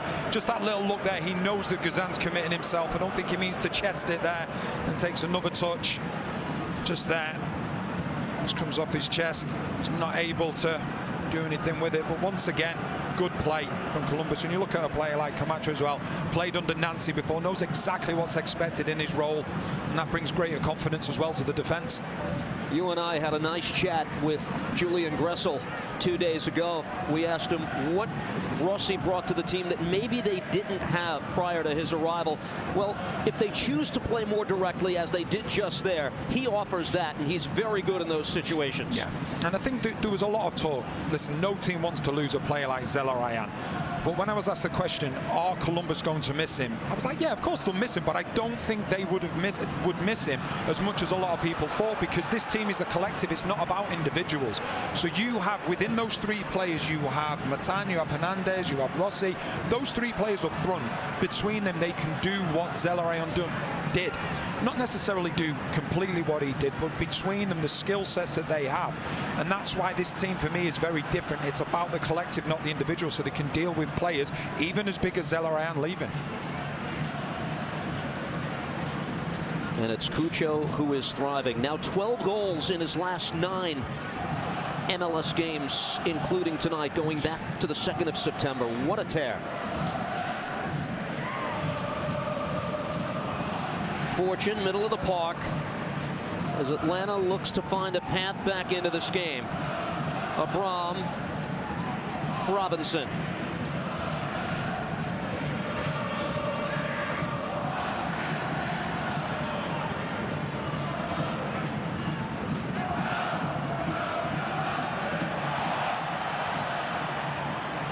Played craftily by Gressel. Quick decision to play it ahead. There's Cucho again, looking to find Rossi. He's just having fun now. Yeah. And it's the speed of play as well. We know that Columbus, they can slow things down, and that's what I like about this Columbus team. That's why I put them as one of the favorites for MLS Cup, because they have numerous ways of winning games. Wiley unable to keep that ball in. When I say numerous ways of winning games, you look at Columbus earlier on in the season, what they would do, one of the centre-backs would step in to create an overload in the central midfield area. That's where Wilfred Nancy wants to dominate the game. Then what we've seen recently is the left wing-back coming inside to make that extra man in midfield, and then other players being able to go forward. So they have that numerical advantage then all over the pitch. And we go back to something you said in the first half. scoring so many goals in the first half, because it takes about 25-30 minutes for teams to work them out, as in terms of what they're doing. Wilfred Nancy respects all his opposition, and he turns their strengths into weaknesses and does it so well. Abram back for Guzan.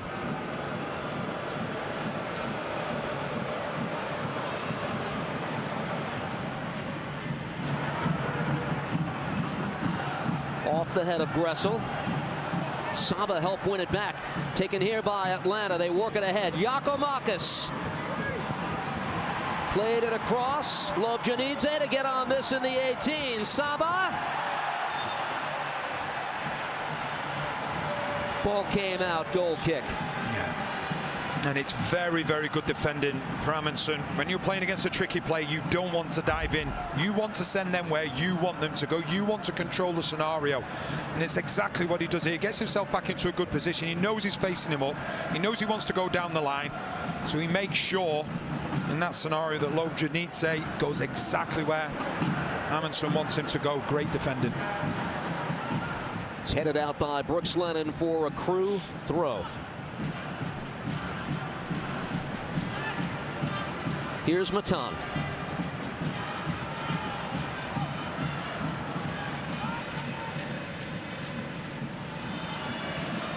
Lobjanidze.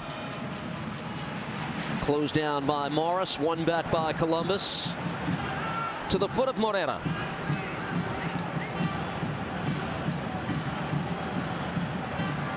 Hernandez. Fortune turns his man around, commits the foul as Rossi goes to ground. Free kick for the Crew. And they're getting busy on the Atlanta sideline again. More substitutions coming for Gonzalo Pineda's side. Edwin Mosquera, Jamal Tiare will be the second and third substitutions in the match.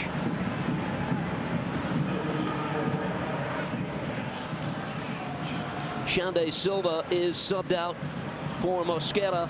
Ronald Hernandez comes out of the match as Tiare is sent on.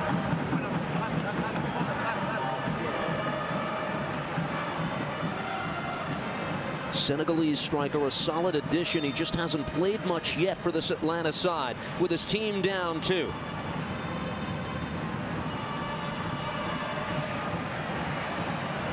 Crew earn another throw. Each of these teams like to defend in a certain manner, and that means possession of the ball. When they have it, the other team does not. And we expect to see a lot of that from the Columbus side from this point, up by 2.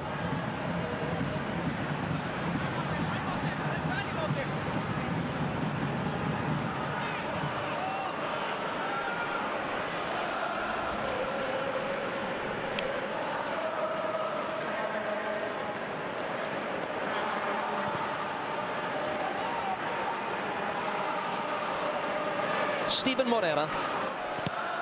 The return from Gressel. Comes to Abram. 3 substitutions utilized by Pineda to this point as we watch Wiley play back.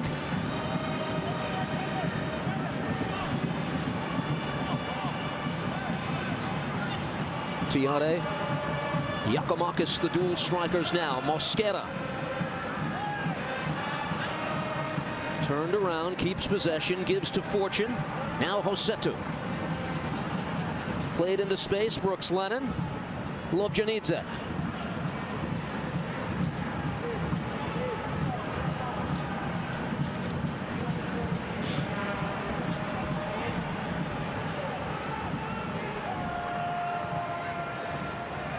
Still an Atlanta side, remember, that produced 66 goals in the regular season. Second only to the Crew in MLS this year. Missing the engineer of their attack, but still quality pieces on the field here. Fortune. Josetu to the foot of Wiley.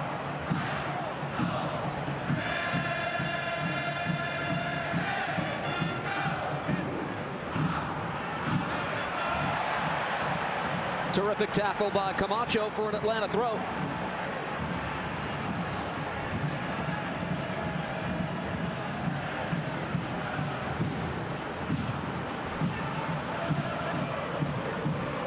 Here's Lennon.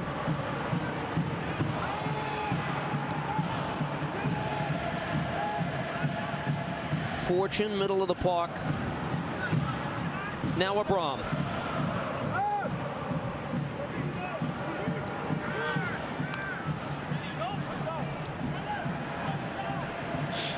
Just looking now the way Atlanta are playing, they've gone back to the back four, and I must admit I was a little bit surprised when I saw the team sheet and it was a back three. Yes, you've lost an incredible talent in Almada, but now what you're doing, you're getting a group of players. Yes, I know they played three at the back quite a bit this season, but for me I think they're at their best when they are playing the back four and you've got the inverted fullback, so to speak. And most importantly, there's then support for Giakoumakis. So it'll be interesting to see whether things just start to get better now as they've gone back to this back four. Here's Mosquera looking for the turning point, able to continue on into the 18, worked it across, his service broken up. Falls for Atlanta anyway. This is Osetu. Lennon, Lobjanidze, edge of the 18, works it across. Tiare, back, Fortune, curls that ball, it is wide of goal. One of the best build-ups of the night for Atlanta United. Yeah, but I can guarantee you, Giakoumakis, he will be absolutely fuming. He wanted TRA to leave this ball because he was going straight to Giakoumakis to have a strike on goal. You can see straight away when nothing comes of it. He just leans down, so disappointed. The TRA didn't leave that ball for him because it was coming nicely to him at that near post to have that strike on goal.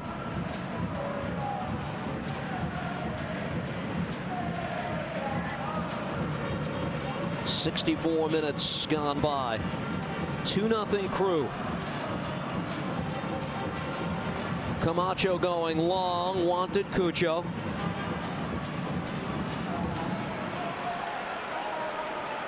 Wiley under pressure, it's an Atlanta throw. That's absolutely brilliant from Cucho. And one of the things is, if you're a defender or a midfielder and you see your centre forwards pressing like that, it gives you the comfort and the know-how and the knowledge that you can step up the pitch as well, because Atlanta aren't going to be able to play out easy from the back. One from the run of play, one on a penalty for Cucho Hernandez tonight.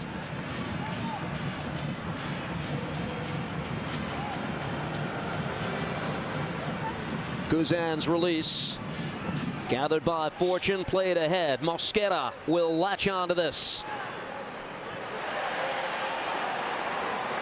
Pass off the mark, recycled by Atlanta again. A Johnny Fortune.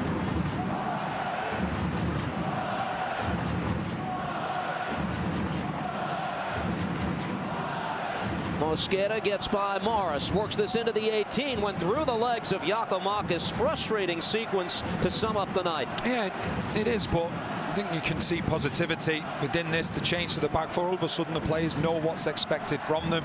You've got Giakoumakis, who's now got support, who's a lonely figure in particular in that first half. And you can see, I think Gonzalo Pineda, he probably would have looked at it at the start and said, right, let's be strong defensively first and then grow into the game. But Columbus weren't having it. They took advantage, and now obviously we're seeing Atlanta changing their system to try and get themselves back into the game. And already, like I say, they look more dangerous now when they're getting the ball and going forward, because they're able to commit more men forward. With this format, no aggregate goals. This has been a source of great discussion around the league. The format this year, Cucho is tangled up. Referee lets the contact go. Crew with 4 into the attack the other way. Off Atlanta for a Columbus throw.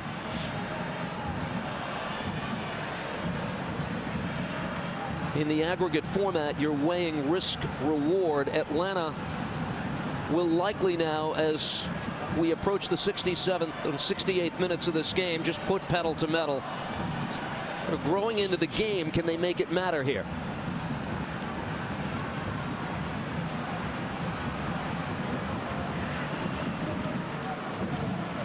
Osetu.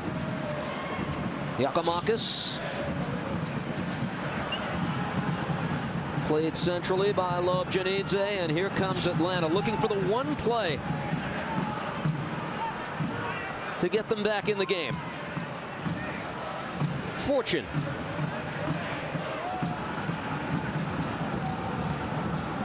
Mosquera. Tiare to the foot of Lennon. Curls this ball in. Wiley gets ahead to it. Giacomakis touched him twice. Couldn't pull the trigger on a shot. Cleared out. And the one thing I'd say is that Mosquera's made a huge difference. He made a difference when he came on against Columbus at home as well in the 1-1 draw. He's so direct, so unpredictable, and you just look at the amount of plays they've got going forward now. There's 3 men in the box. You wouldn't have seen that in the first half. You've got Wiley underlapping, you've got Lennon getting forward, and then you've got a box of 4. You've got Robinson and Bram, and in front of them Fortune and Usetu. That means the 2 fullbacks can then go forward, which is what they're best at. Cucho Hernandez commits the foul and a free kick at Atlanta United. So many areas of the game they missed Thiago Almada. This is one of them. Yeah, 100%. But I think if you're now Gonzalo Pineda, you look at this and you think to yourself, we can get a goal in the next 10 minutes. All of a sudden it makes it a little bit interesting. You see, do the nerves come in amongst the players, amongst the fans? And Atlanta definitely having their best passage of play in this game so far. Almada scored 3 times directly from free kicks. This is from great distance. Let's see what Brooks Lennon can do on the ball. Schulte directs his defenders. Here's Lennon. Defended away by Yeboah. It's an Atlanta throw.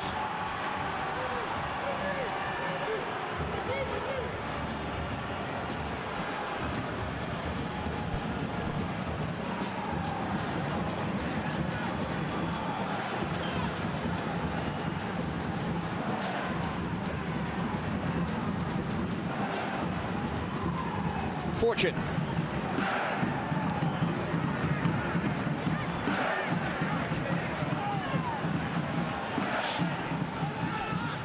I think when you look at it as well, in the situation that the way the series is panning out, I think from a manager's side of things, if you're losing 2-0 in the second half, I'm not saying you're not going to try and get back into the game, but you can maybe experiment a little bit to try and give players confidence.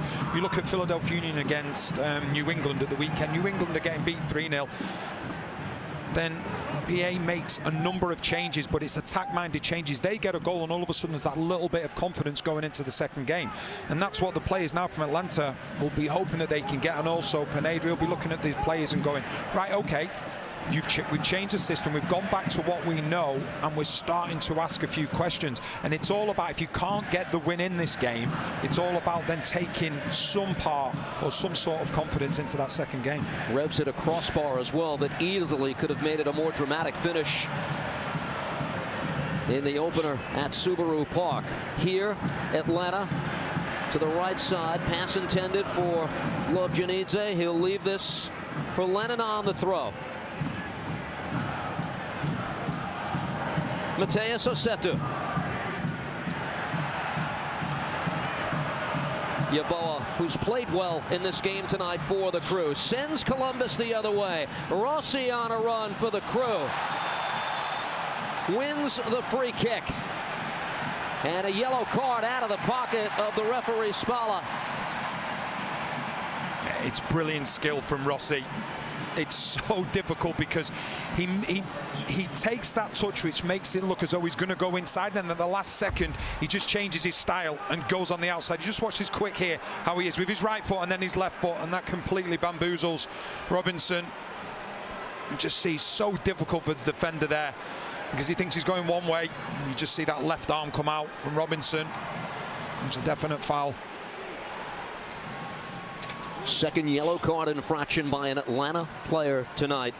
Muyumba in the first half, who was subbed out at halftime. Since then, Columbus has doubled the lead on a Cucho penalty. Free kick for the home side now.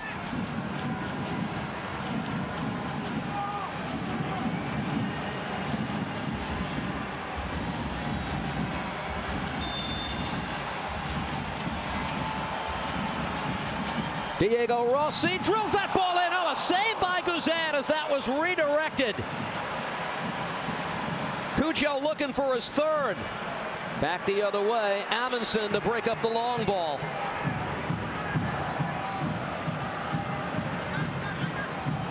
And taken here by Morris.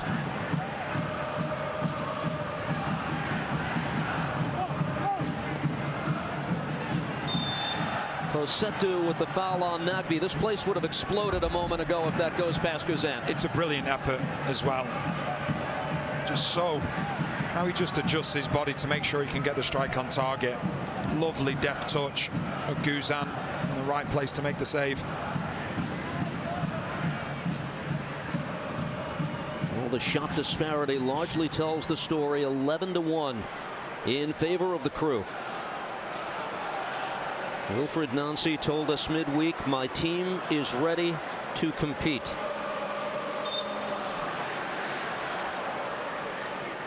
If the current scoreline holds, a chance to clinch the series would be there for them Tuesday night when it continues at Atlanta's Mercedes-Benz Stadium, which will be a loud house in one of the bigger venues in MLS. Guzan worked out wide for Wiley. Caleb Wiley closed down quickly. Look at the pressing once again. 5 of the 10 outfield players for Columbus, and that's what they do so well. We know Atlanta, when they get into their stride, yes, they miss Almada, but they have technically very good plays, but they've not allowed them to do that. And you go back to what you said about Yeboah. The biggest thing I would say about Yeboah, we know attacking wise that's the main thing for him.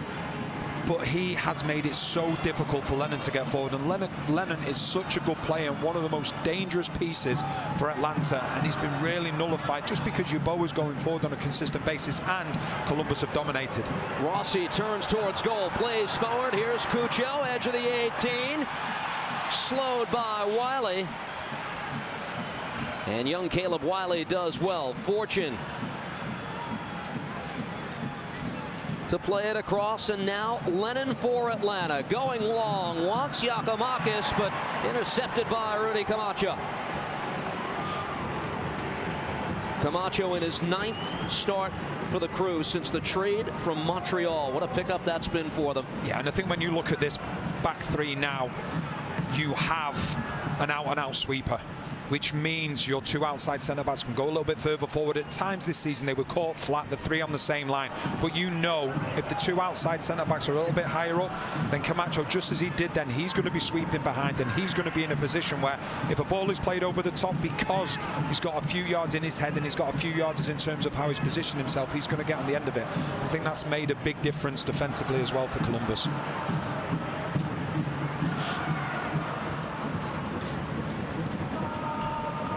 We enter that portion of the game in which Atlanta has excelled. 21 goals in the final quarter hour, the most of any team in MLS.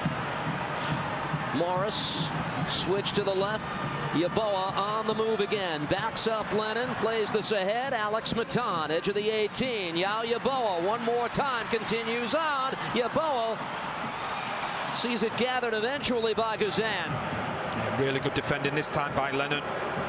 He's another one in this scenario. He doesn't dive in, make sure that Yeboah is going where he wants him to go. And ends up getting a vital block in as Yeboah tries to put the ball across the face of the goal. Here's Miles Robinson for Atlanta.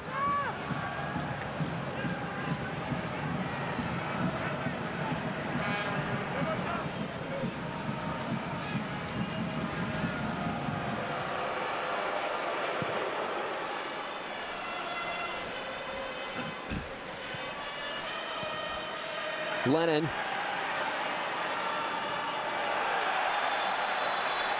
Tiare commits the foul. He is yellow carded in the 77th minute.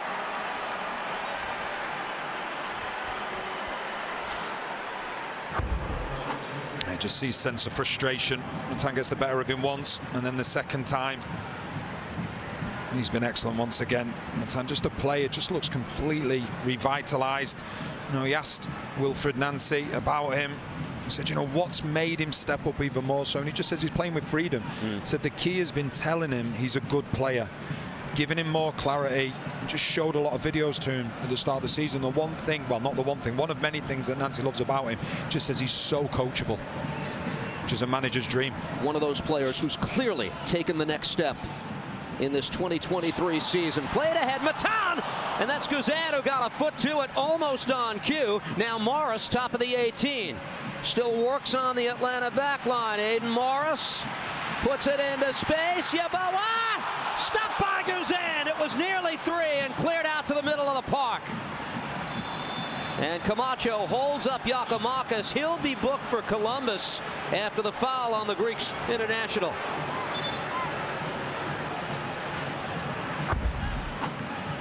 Yeah, just think when this ball is played through to Yeboah, it's lovely movement which creates space for Yeboah. Just as it comes to him eventually, I think he just takes a touch too many. When he takes this first one, can he hit it now?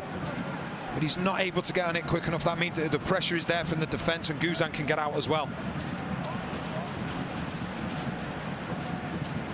That would have put the issue to bed. Guzan with the stop. Here's the yellow card moment ago. Yeah, just Camacho just getting too tight on Giakoumakis.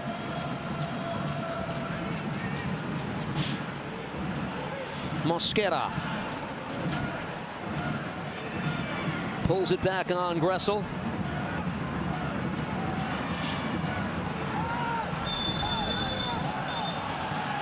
And the cards are flying out of the pocket of Spalla at this point. This time it's Rossi who's booked for Columbus as tempers flare a bit.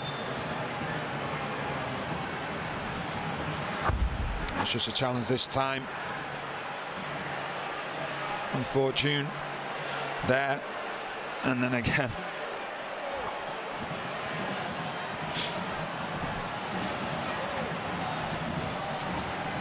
Magic number for yellow cards is 3 to keep a player out. It resets for the conference final, but if a player is issued 3 yellow cards, let's say in consecutive games 1, 2, and 3, he would be suspended for the conference semifinal. Columbus trying to finish the deal here tonight with Lennon on a free kick. 80th minute of the match.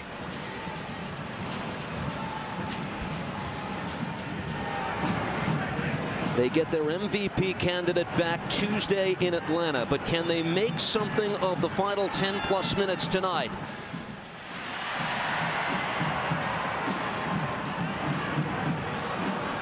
Hit long for Mosquera. Too strong. It'll come back the other way for a Schulte goal kick.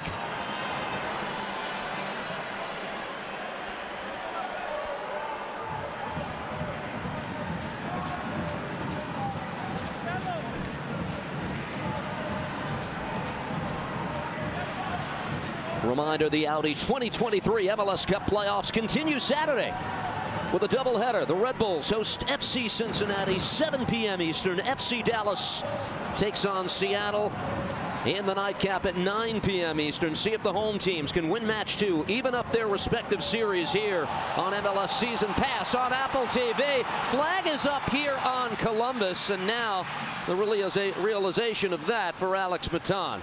The skill from Cucho, though, initially just at the halfway line. He just stops the ball. Everyone else is running around him. It looks as though it could have been a tight call. I always think in this scenario as a player, because the whistle didn't go until Matan took his strike, put the ball into the back of the net, and let the questions be asked afterwards in case it is a tight one. And that's what that one looked as well, with Wiley being very close to potentially playing Matan onside.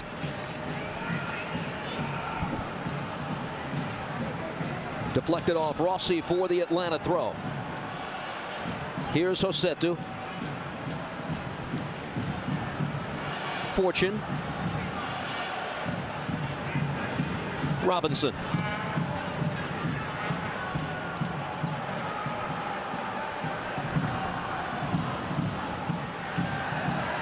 Defensive work on the far side by Amundsen to close down Lennon. Lobjanidze goes to ground. Clean play, says the referee, and there's that man again, Yeboah, to make the play.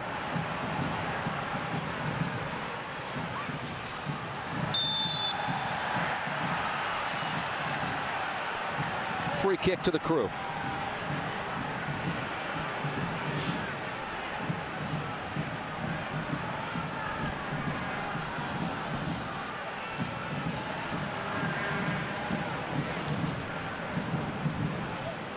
Teams had different fortunes going into these playoffs. Atlanta was winless in their final 3 matches of the regular season. Loss at Philadelphia, followed by draws versus Columbus and Cincinnati 11 nights ago.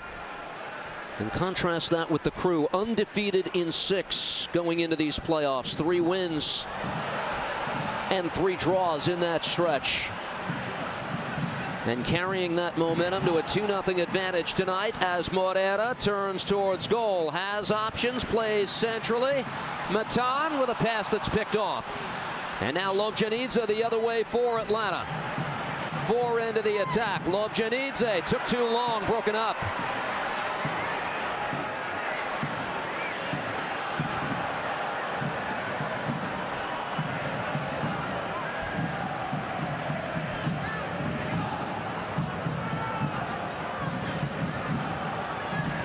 Yaboa.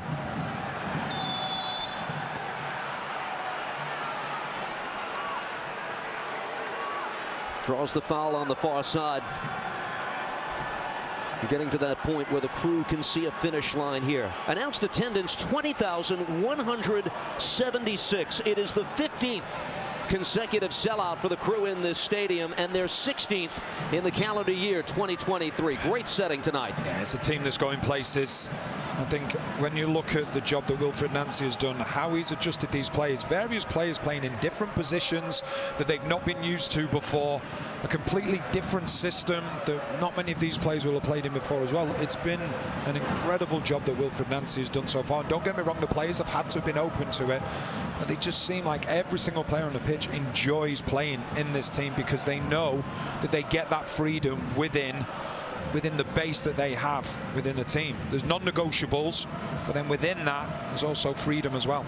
It's Pineda who had to make the big adjustments tonight without his star midfielder in Almada as we watch Mosquera. His service broken up by Moreira. It's a corner. Nancy told us something interesting earlier this year. He doesn't like to take the same approach in consecutive matches, and I wonder how that'll translate to what we see on the artificial surface in Atlanta Tuesday night. In the meantime, still time for Atlanta United to get something going. Lennon on the corner and using the 6'5" frame is Patrick Schulte to snatch it away. I think you look at Schulte as well. He's a player that's come a long way as well. He had a mistake earlier on in the season against Cincinnati away, playing out, but he grew from that.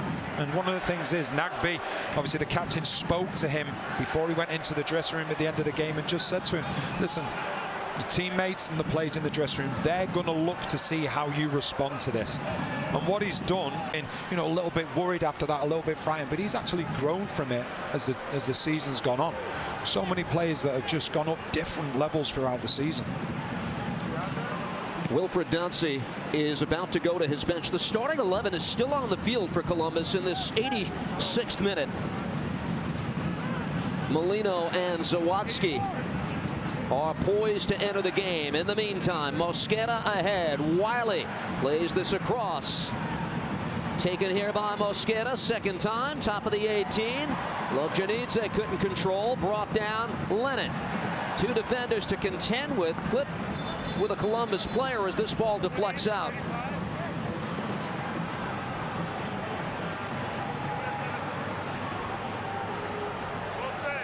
Derek Etienne Jr.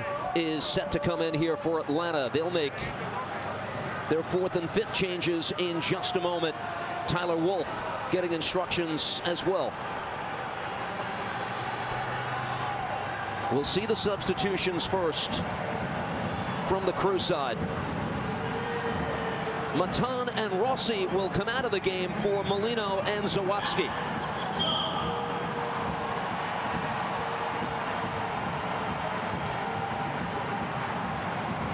Giacomakis' night is done. Derek Etienne Jr. will come on to take his place.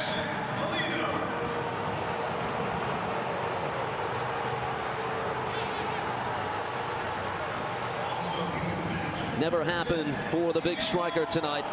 Fortune will be subbed off in favor of Tyler Wolff.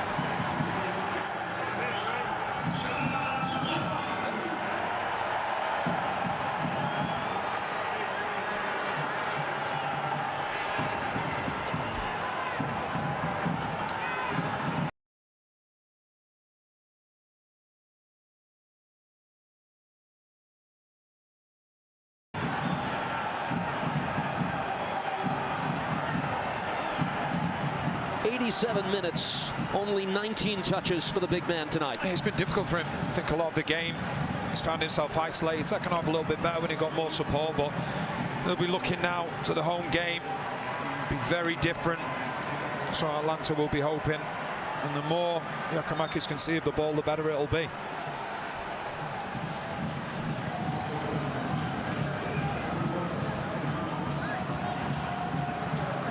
Pass got by Wiley. Here's Mosquera for Atlanta United. Gonzalo Pineda's utilized all 5 subs. Played ahead. First involvement here for Wolf, the homegrown who scored 5 times this season. Etienne Jr. can't keep that ball in. Postseason soccer for Derek Etienne Jr. in Columbus. He was part of that 2020 championship winning team and actually scored in the Cup final that year.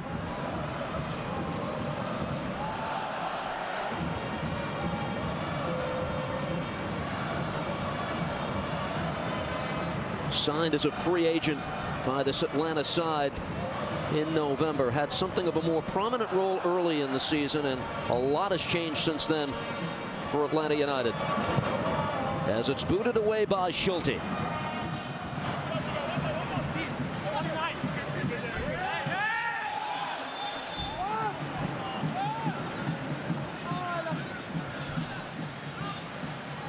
They'll pull the throw in back to the Atlanta half of the field. Wiley wanted to get it going quickly. Abram. Robinson in the 90th minute in Columbus.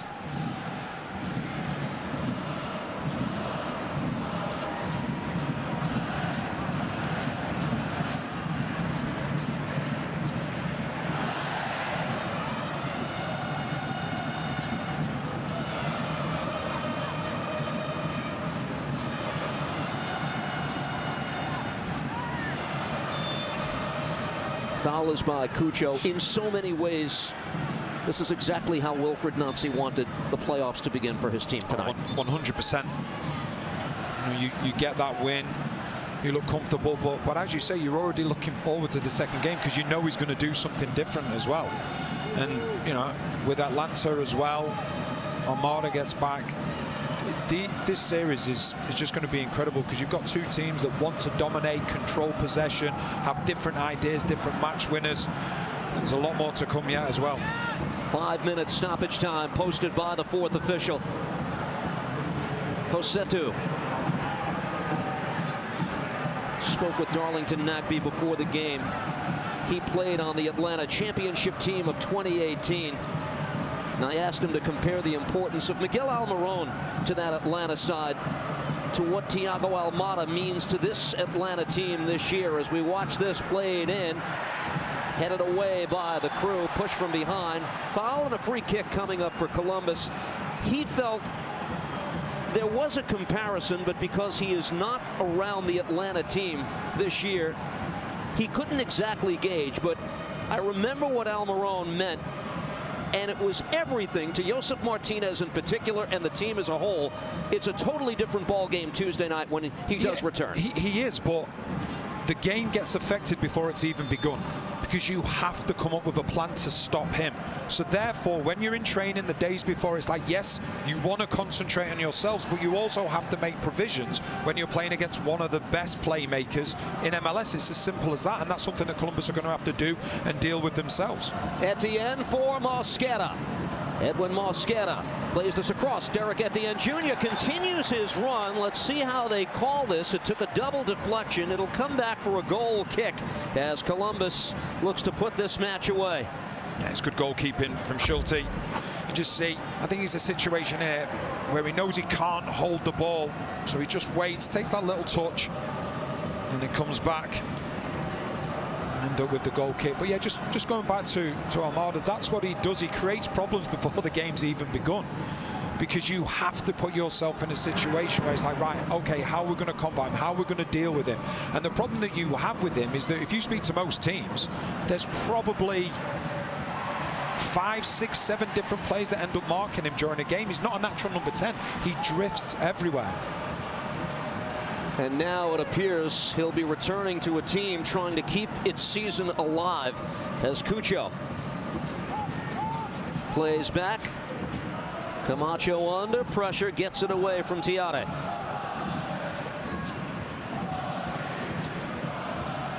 Zawadzki, who's come on for the Crew, to the foot of Molino.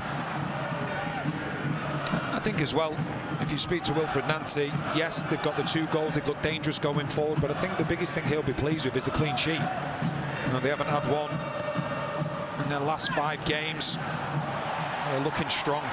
Good combination play by Gressel and Molino. Plays it for Cucho. Does he have a third? Cucho! It was going towards goal, upper 90, but taken here by Guzan. He's got such a good strike in him with next to no backlift as well. And that in itself can cause problems for a goalkeeper, because sometimes a goalkeeper will set themselves by the player taking his leg back, but because he doesn't need that backlift, I'm surprised a number of goalkeepers with how quickly he'll take his strike with little backlift. There's so much power behind the shot. Wolf with a ball that had just enough.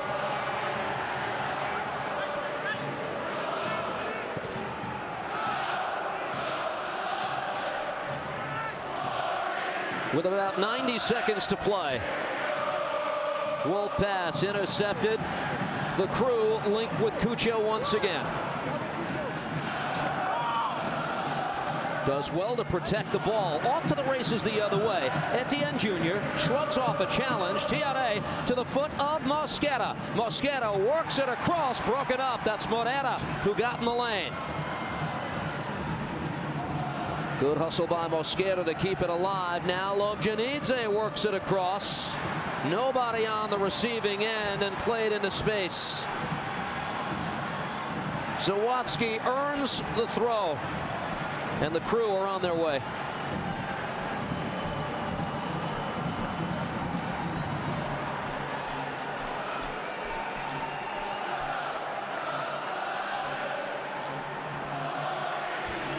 Just terrific to see the game thriving in this city once again.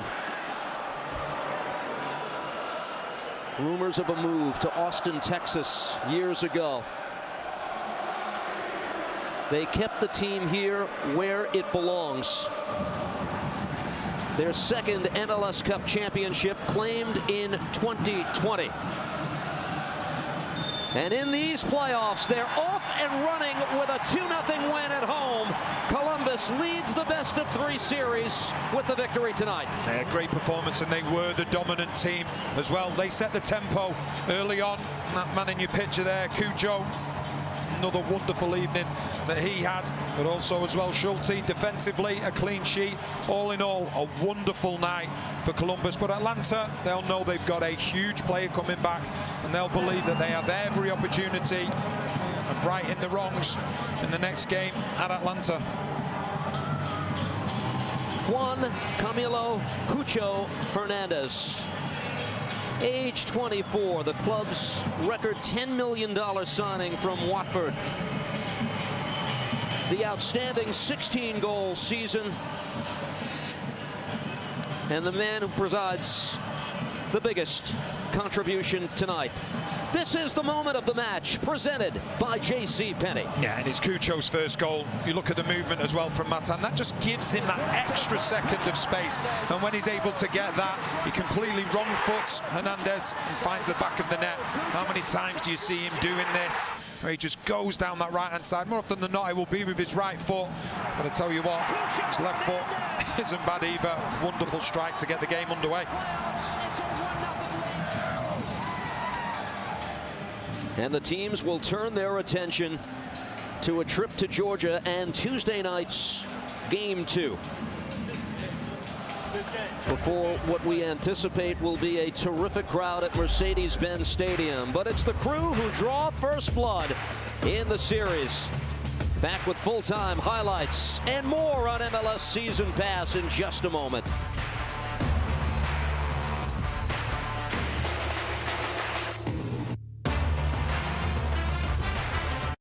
There are trucks, then there's the truck, GMC Sierra. Available with the V8 engine. The Super Cruise hands-free driving experience. And of course, the world's first 6-function multi-pro tailgate. GMC Sierra. Not just any truck, the truck. How will I know where to start?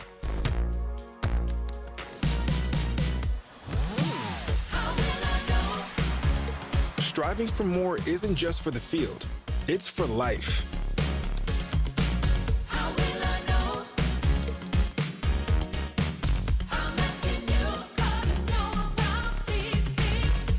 Know more with RBC Wealth Management.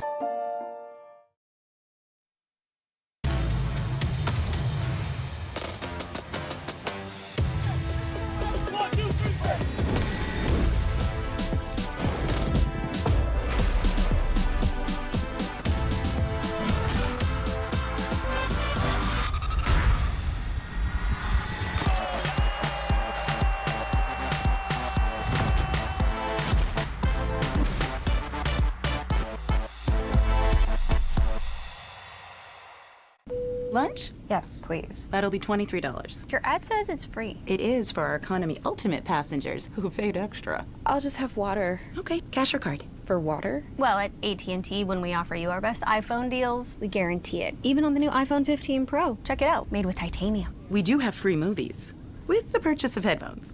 I'll just use my iPhone. Only AT&T gives everyone our best deals on any iPhone with any popular plan. Guaranteed. Get iPhone 15 Pro on us.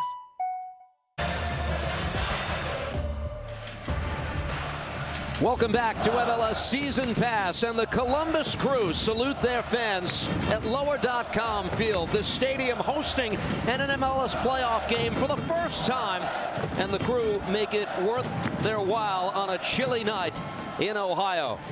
Here are the full-time highlights. Danny Higginbotham, take it away. And it was all about Columbus. You see Cucho just drifting over to the left-hand side, going up against Hernandez, just gets a yard when he drives inside and tries to find that far post. He's not able to do it. Doesn't trouble Guzan. See exactly what he's trying to do. Just doesn't get enough curl on the ball. But not long after, he did get exactly what he wanted. And it's just to run again, once again, from Matani.